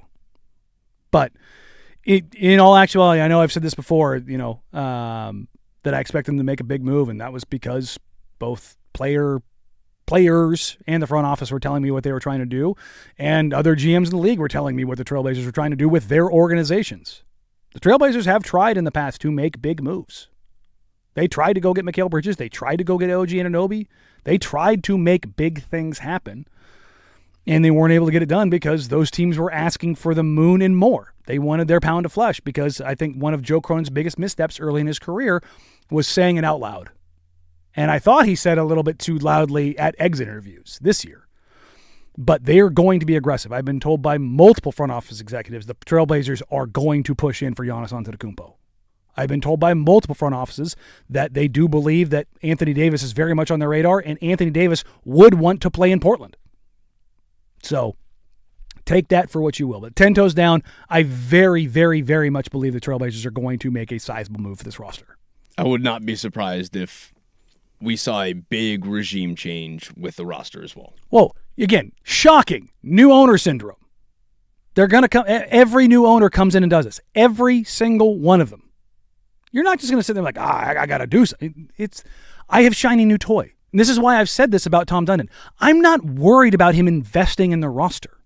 That has never once been a concern of mine. You're worried about it breaking up in the wrong ways. Yes. Because what ends up happening? Matt Ishbia took over the Suns, made all these moves, but you tore down a team that went to the NBA Finals. And look where Mikal Bridges is right now. Devin Booker's the lone holdover for that team. It's like, ooh, that's a tough place to be. And when was the last time Bradley Beal played a game? Good luck with that. I got a 10 toes down for you. What you got? 10 toes down. What's harder to resist if it's built right next to your house? A bakery, ice cream shop, a donut shop, or a taco spot? Oh, taco spot. 10 toes taco spot. But again, taco, it does not matter what time of day. That might be only 2 days a week for me. Ice cream, I think day that ends in Y. A walkable ice cream, that might be a day that ends in Y. Tacos. My fiance started baking about 2 years ago, and I've shown you some of the stuff she's done. She, for the first time in her life... Very good cupcakes. Oh, dude. She made apple turnovers for my mom for Mother's Day, and she had never made them before, and she was stressing out about them. She's like, they didn't turn out exactly how... I am not... I've gone down this path so many times. I am not a sweets guy. I am a savory guy. It is the best apple turnover that I have ever had. The crust was perfectly flaky and buttery. The apples were perfect, like a little bit of the streusel drizzle with some powdered sugar. Oh my God. I don't eat sweets. I had over the course of 4 days, I had 3 of them. I went full fat guy. She was, putting them in a box and taking a picture. She's got this whole baking endeavor going, and I support her in every shape, matter, and form of that. And I was like, so you done taking pictures now? She's like, yeah, why? I just reached into the box. I'm like, I feel like I need one of these. My mouth has been watering since noon. Oh, I was just like, oh my God, these are so good. But even with that being said, when you say you want to go to the bakery, I got bakery at home. Even beyond that, here's the thing. The spot being next to you, it's got to be good. Like if it's just a donut shop that sucks, I don't care. If again, these are all if it's good, first class, yeah, walkable distance. Like if this is like, I'll give him a shout out here. If this is Sanchez Tacos, like on 99, have you been to Sanchez? No, I've heard of it though, brother. It's the best tacos you're gonna get. Sanchez is an absolute banger. San Francisco and Wilsonville, absolute banger. If we're talking about one of those spots right next door, sign me up. That is diabolical for me. I think I'm still taking ice cream. What's your favorite ice cream? Banana. I'm a banana ice cream guy. Yeah, shout out Prince Puckler's down in Eugene. Banana ice cream? Yep. So back when I was, I want to say maybe 4 or 5s, my dad grew up in South Eugene, and Prince Puckler's was his spot. It's been there since he was a kid. He used to go there after like Little League games. So when he brought me down there, every time he brings us to Eugene, he goes through his old paper route, gets on a nostalgia trip. It's a whole thing. But I make sure to stop into Prince Puckler's, get me some banana ice cream, and then you get a little bit of that raspberry cheesecake. Dial me up any day of the week. Every time I was going down to Eugene for Duck games, before I get back, I'll let it melt in the car too and still throw it in the freezer. Does it have chunks of banana in it? Little bit, but it's blended down enough where it's all flavor. I don't know if I've ever had banana ice cream. It's a game changer. It's an ice cream though, not a sorbet, It's an ice cream. Okay. It is a cream. Interesting. I'm one of those weird people that I like a banana Laffy Taffy or a banana I'm a banana pudding taffy. guy. A little nana pudding? Any day of the week. You know what? I think I might like if you're asking like a chocolate cream pie or a banana cream pie, I think I would go banana every time. Any day. Oh, banana over chocolate? That's not even a question for me. Now, I would go key lime or coconut overall. No, I can't do coconut. Yeah, that's right. You're an anti-coconut guy, Yep, huh? not a coconut guy. See, I like the tropical stuff. Interesting. Okay. Well, let's keep this going. There's some more 10 Toes Down we want to get into, including the Joe and Danny showdown. We'll get to that.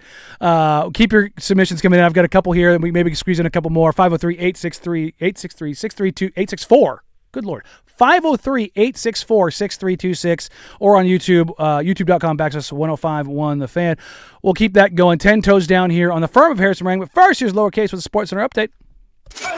Now, from the George McCoy at Warren Allen Sports Desk, a Sports Center update on the Fan Sports Network, 105.1 FM and 1080 AM. This Sports Center update is brought to you by A&E Plumbing, Heating, and Air, serving Portland, Southwest Washington, and the Gorge. Online at aneheatingandcooling.com. It's hard to stop a train. First on the Fan, it's Conference Championship week here on the Fan as the Oklahoma City Thunder. They took Game 2 of the Western Conference Finals to even up the series at 1 game apiece. Final in that one was 122-113 as SGA led the Thunder with 30 points, 9 rebounds, and 4 assists to go along with 6 other Thunder players finishing in double figures. Some injury updates for you as the Thunder forward Jalen J-Dub Williams re-aggravated his left hamstring injury. That kept him sidelined for most of the season, and now his status for Game 3 is questionable. And for the Spurs, rookie Dylan Harper suffered a right hamstring injury in the third quarter of last night's contest. He is set to get an MRI back in San Antonio later today. Over to the Eastern Conference as the Cleveland Cavaliers hope to even up the series back in Madison Square Garden tonight at 5 p.m. The Knicks come into the contest as 5.5-point favorites, as you can catch tonight's coverage over on 9:10 a.m. when pregame starts at 4:30. Your Portland Fire fell to the Indiana Fever 90-73 last night. Aaliyah Boston leading the way for the Fever as she finished with 24-8-3. The Fire now travel to Toronto to take on their expansion rival this Saturday at 3 p.m. Over to the NHL as the NHL semis were last night. The Vegas Golden Knights took Game 1 of the Western Conference Series over the Colorado Avalanche 4-2. And tonight we get Tom Dundon's Carolina Hurricanes as they take on the Montreal Canadiens tonight at 5 p.m. for Game 1 of the series. And for more sports scores and stories in 30 minutes, I'm Lowercase from the George McCoy at Warren Allen Sports Desk. Hurt, missing work, insurance companies acting like jerks. Don't call your mom. Call George McCoy at WarrenAllen.com. The home of prime time with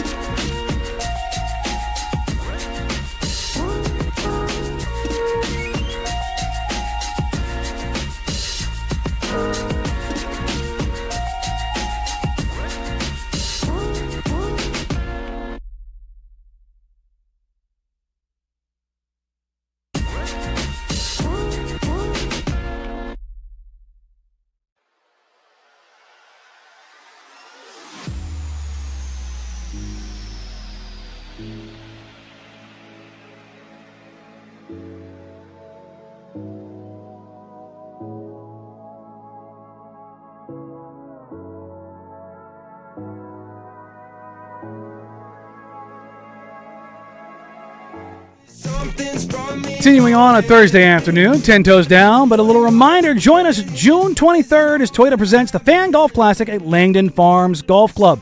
The afternoon round is sold out, and we have four. Are we down to two? We're down to two. Two foursomes available for the morning round. It's the most fun day in golf with activations and tastings around the course and the infamous Angels Envy Bourbon Par 3 6th hole, where all of our hosts, Dirt and Sprague, me and Patrick, Luke, Isaac, and Sook, will be posted up to heckle and admire your shots. Of course, we'll keep you fed with a post-round meal thanks to Matt's Barbecue. Head to 1051thefan.com and click on the Fan Golf Classic logo for more information and to sign up today. Fan Golf Classic is presented by Toyota. It's also brought to you by Vulcan Design and Construction, Henderson and Daughter Windows and Doors, George McCoy at Warren Allen Attorneys at Law, Battery Exchange, Maestro Dobel Tequila, your neighborhood restaurant group, Philbrook Law, 1-800-DIVORCE, Roto Rooter, I Legal Mescal, Pub Beer by 10 Barrel, and Window Nation. Suck it, Patrick Harris. And speaking of a month away, we are just under a month away. NBA Draft, Fan Golf Classic. I love it because they always usually fall like right around each other. It's a nice little time. Again, there's only two spots left. So two foursomes left, in the morning round. That is it. Afternoon round gone, morning round, two left. Get out there, come out there, have a wonderful time, and hopefully the weather is a lot like it is out there today. I hate the fact that I'm in the studio right now because it is glorious outside. All right, we're up against it now, but I just saw one come across in 10 toes down. I was going to pivot and go somewhere else, but this is a really good one, at least for me, because I love having these kind of things. 10 toes down. Outside of Spanish, you could be immediately fluent in two languages. Which two do you choose? I know exactly where I'm going with this. I think I have to go Latin as one of them. Ooh, dead language. Yep. Can't speak it, but you would understand it because that's the thing is Latin is not spoken; it's understood. It's also written too, so the reading and how much historical text I'd probably be able to get out of that's important. Farsi is another one for me. I got a bunch of buddies who can speak it, and it sounds real cool. Mm-hmm. You took number 3 and number 4 on my list. I had it down to 4 immediately. Yeah, Farsi is a very cool language. Latin, I know a little bit of Farsi, Latin, and Nomine Patri Spiritus Sancti. Like that's about as far as I go, right? So, part of me wants to say Italian, but not over the other two. Yeah, I mean Italian is root from Latin, so it's a Latin root. So it's I'd be able to pick it up. You'd be able to pick it up pretty quick. I went Mandarin right out of the gate. It's the most spoken language in the world by population. It's a very difficult language, too, because it's very contextual. Yes. Being able to be fluent in it and knowing the contextual differences, I would very much, like, if you could just, Neo, the Matrix, download it to my brain, super dope. And then Arabic. I can get by in very rudimentary, basic Arabic, but being fluent in it would be super. Arabic, to me, is like the Arabic and Farsi, although different Middle Eastern dialects, I love, like, you just hear people talk in those languages and it just sounds cool. I know a little bit of Russian too, and Russian is kind of like the softer version of German. It sounds a little angry, but again, you're talking about two of the most spoken languages in the world. Overall, English is 1, Mandarin Chinese is 2, then Hindi, because obviously India, Standard Arabic, French, Bengali, India, Portuguese, and Russian. Those are your top 9 languages spoken in the world as far as like how many people speak those languages. Now, English is up there because it's the language of the world, much like U.S. currency. It's kind of the same kind of deal, like where it's at. Will be surpassed at some point in time. But I thought that was a really, really, really good one. I like that one a lot. I was like, man, what would I really... But that, for me, it's 10 toes down. It would be Arabic and Mandarin. Like, that's those two. But I do love Latin. Like, that was the cutoff. Like, Latin is like, it's the root of so much history and so much context. Like that. It's just because you'd be able to understand so much more about the past. That part really interests me. No, and Farsi, it does sound really cool. Most of the Farsi that I know is directional and profanity. Yep, that's pretty much all I know. I think the first 15 words I learned in Farsi were all profanity. So, like any good language. So, that's a good spot to find it. All right, coming up next. Well, God, we're already up against it. My goodness, I didn't even realize where we were. You know what? Screw it. We got time for one more. We got one more. We got one more here. Let's see. I scrolled past it. My church is having our annual Pentecost feast on Sunday evening where we have foods from every continent in the world, where we have families from Cameroon, Nigeria, Taiwan, Indonesia, Micronesia, and Hmong families. Invites? Yeah, right? Any invites? We have a table for every continent, but if you could only eat from one continent's table, which are you choosing? Nigeria. No question. He said continent, so I guess he's saying Africa, but if you're talking... Oh, continent. But if we're saying, I'm definitely choosing Africa. But if we're saying country between Cameroon, Nigeria, Taiwan, Indonesia, Micronesia, and Hmong, which, Vietnam, Laos, like that part of the world, like, ooh. That's around the Golden Triangle area? Yeah. Okay. Ooh, man, that's tough. Yeah, I would have to take Cameroon or Nigerian because, again, jollof, the amount of goat and beef that they cook with everything, the amount of vegetables and everything. And no matter what, I'm eating with my hands here. Oh, which, 100%. Which I'm in for. Yeah.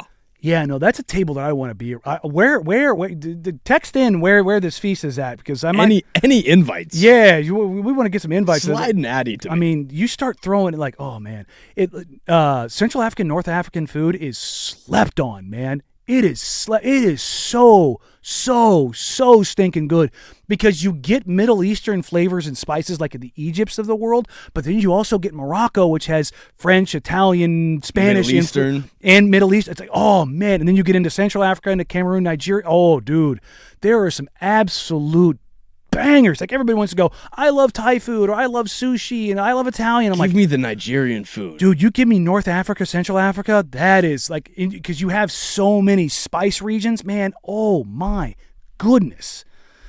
Now the fat guy's hungry, and I'm going on the golf course, and all I'm going to get is like a blueberry muffin or a power bar. Again, 2 hours. We made it 2 hours. Yeah, no. All right, that was a good 10 toes down. I like that. All right, coming up next is our closing arguments here. We'll probably revisit some 10 toes down adjacent Blazers stuff, tie it up off with another Blazers question, and a little projection out towards Game 2 because we didn't get to that in the Cavs and Knicks. We'll get to all that and more coming up here on 105.1 The Fan, the firm of Harrison Marang. It's time for Easy Play, brought to you by Home Z, making home improvement easy.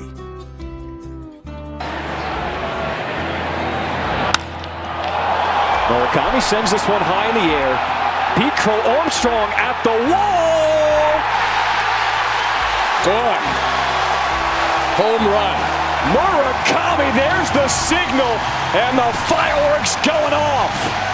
It's been 6 games since he went yard, and he goes deep here in Game 2 versus the Cubs.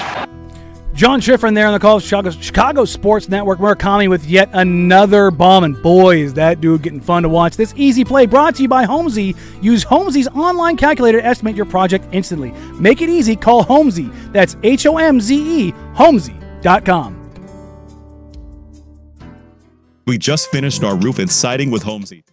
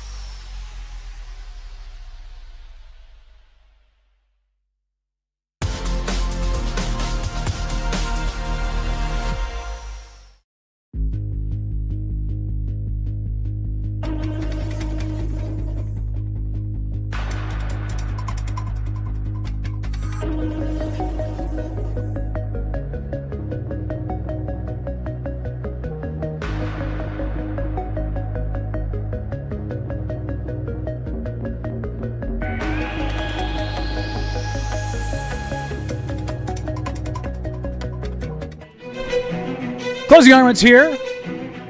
It is a great, great time to be a part of the Fan. Why? Because we have the Fan Golf Classic coming up, but we also have the Joe and Danny Showdown, which Blake on the YouTube, he had 10 toes down.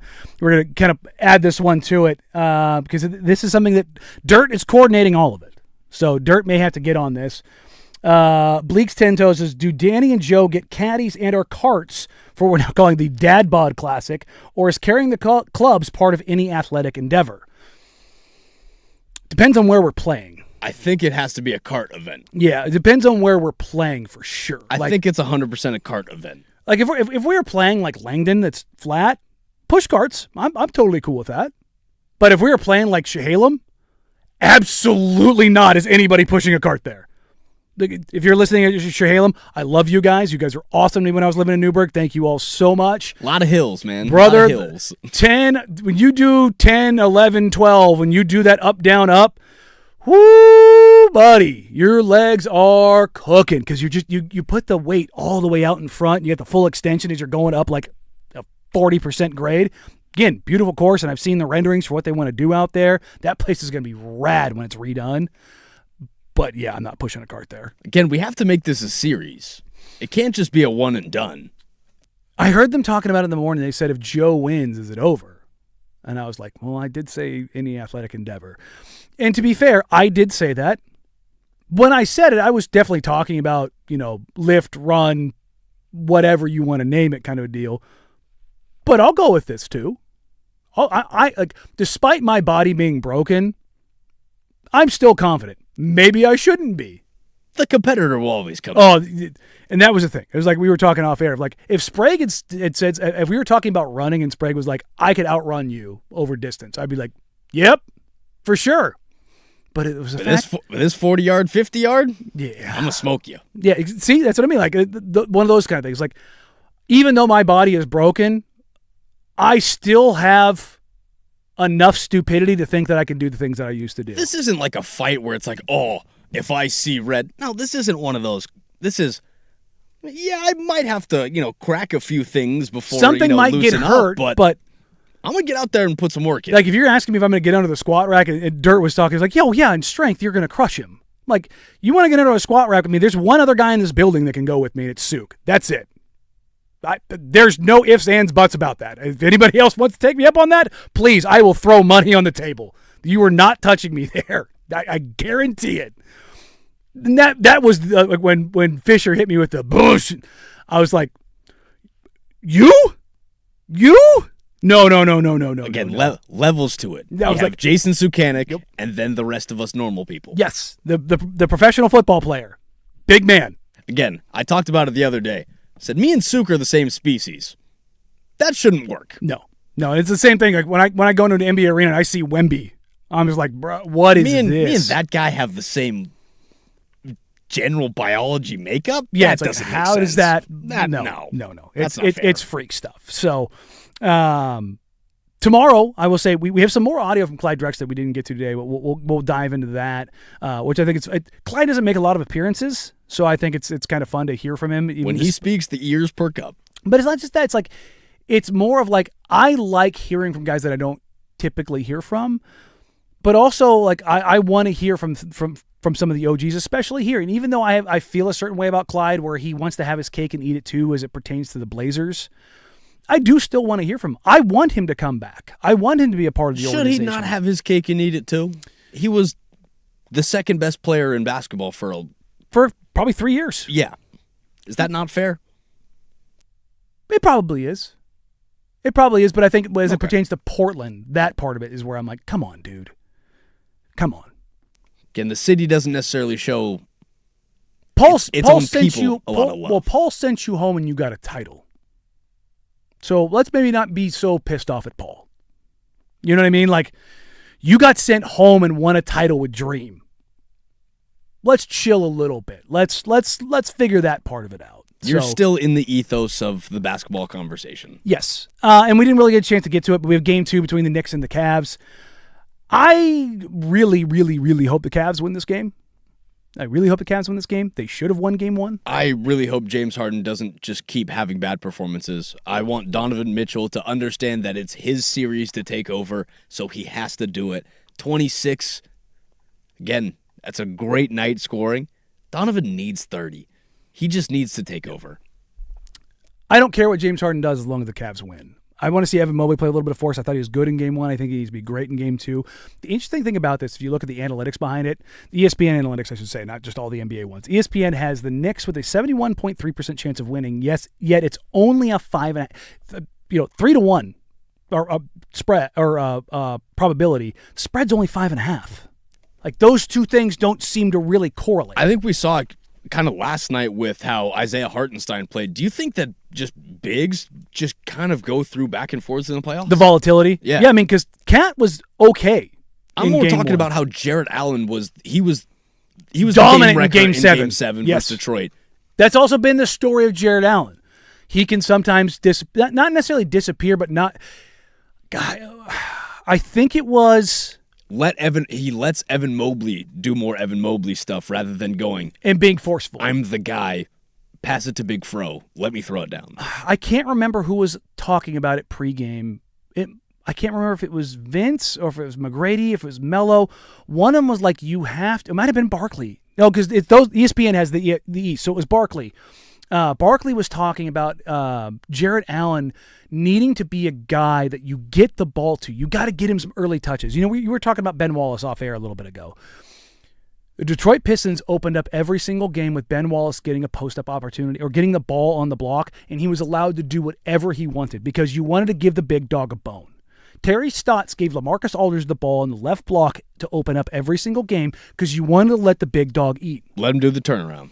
If he wants to post up and go inside, if he wants to kick it out, if he wants to turn and fade, whatever you want to do, big dog, you are getting the ball in your spot. Now, it's a difference between LaMarcus versus Ben because LaMarcus is a high-volume guy. Ben was not a volume guy. And again, we're also comparing Jarrett Allen to LaMarcus Aldridge and Ben Wallace it's an idea of like, I know mentality-wise where I want you. And Jarrett Allen said before Game 7, Dan Gilbert texted him. And Dan Gilbert had never texted him before a game. And he's like, that gave me the idea, the mentality of where I needed to be and where I needed to do. And I almost feel like, hey, you know what? Maybe give him a post-up. Maybe run a pick and roll where it's like, I'm going to try to force feed this to him. Again, I know the matchup isn't as favorable in this series as it was in Detroit, but, man, go at Cat. Go at him. Make him sit out on the 3 most of the game and shoot. Let him know that the paint is not to be touched because there's a guy that's going to throw shoulders, bows, and this big body with a big fro up in your chin. It's the physicality and everything that comes with that. And again, Cavs should have won Game 1.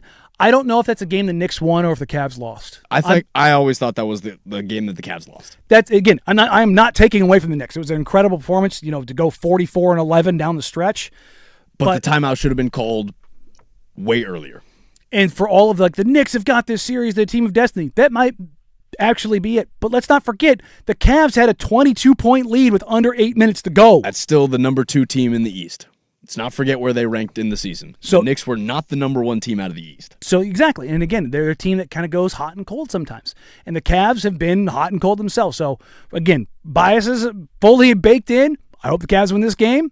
And we get a 1-1 series going back to Cleveland. So we have a 1-1 series going back to San Antonio. So closing arguments brought to you by Leskin Law. Visit LeskinLaw.com for more information. Leskin Law's one-day divorce mediation, peace treaties, not war plans.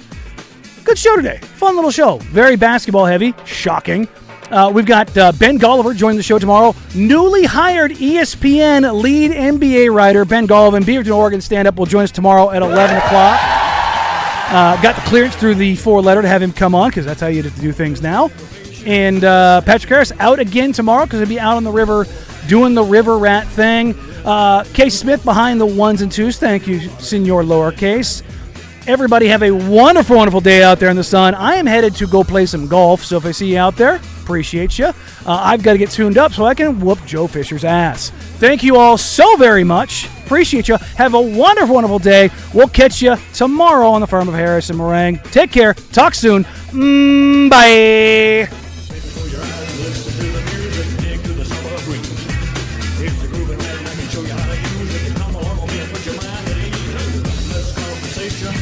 Attention, have you...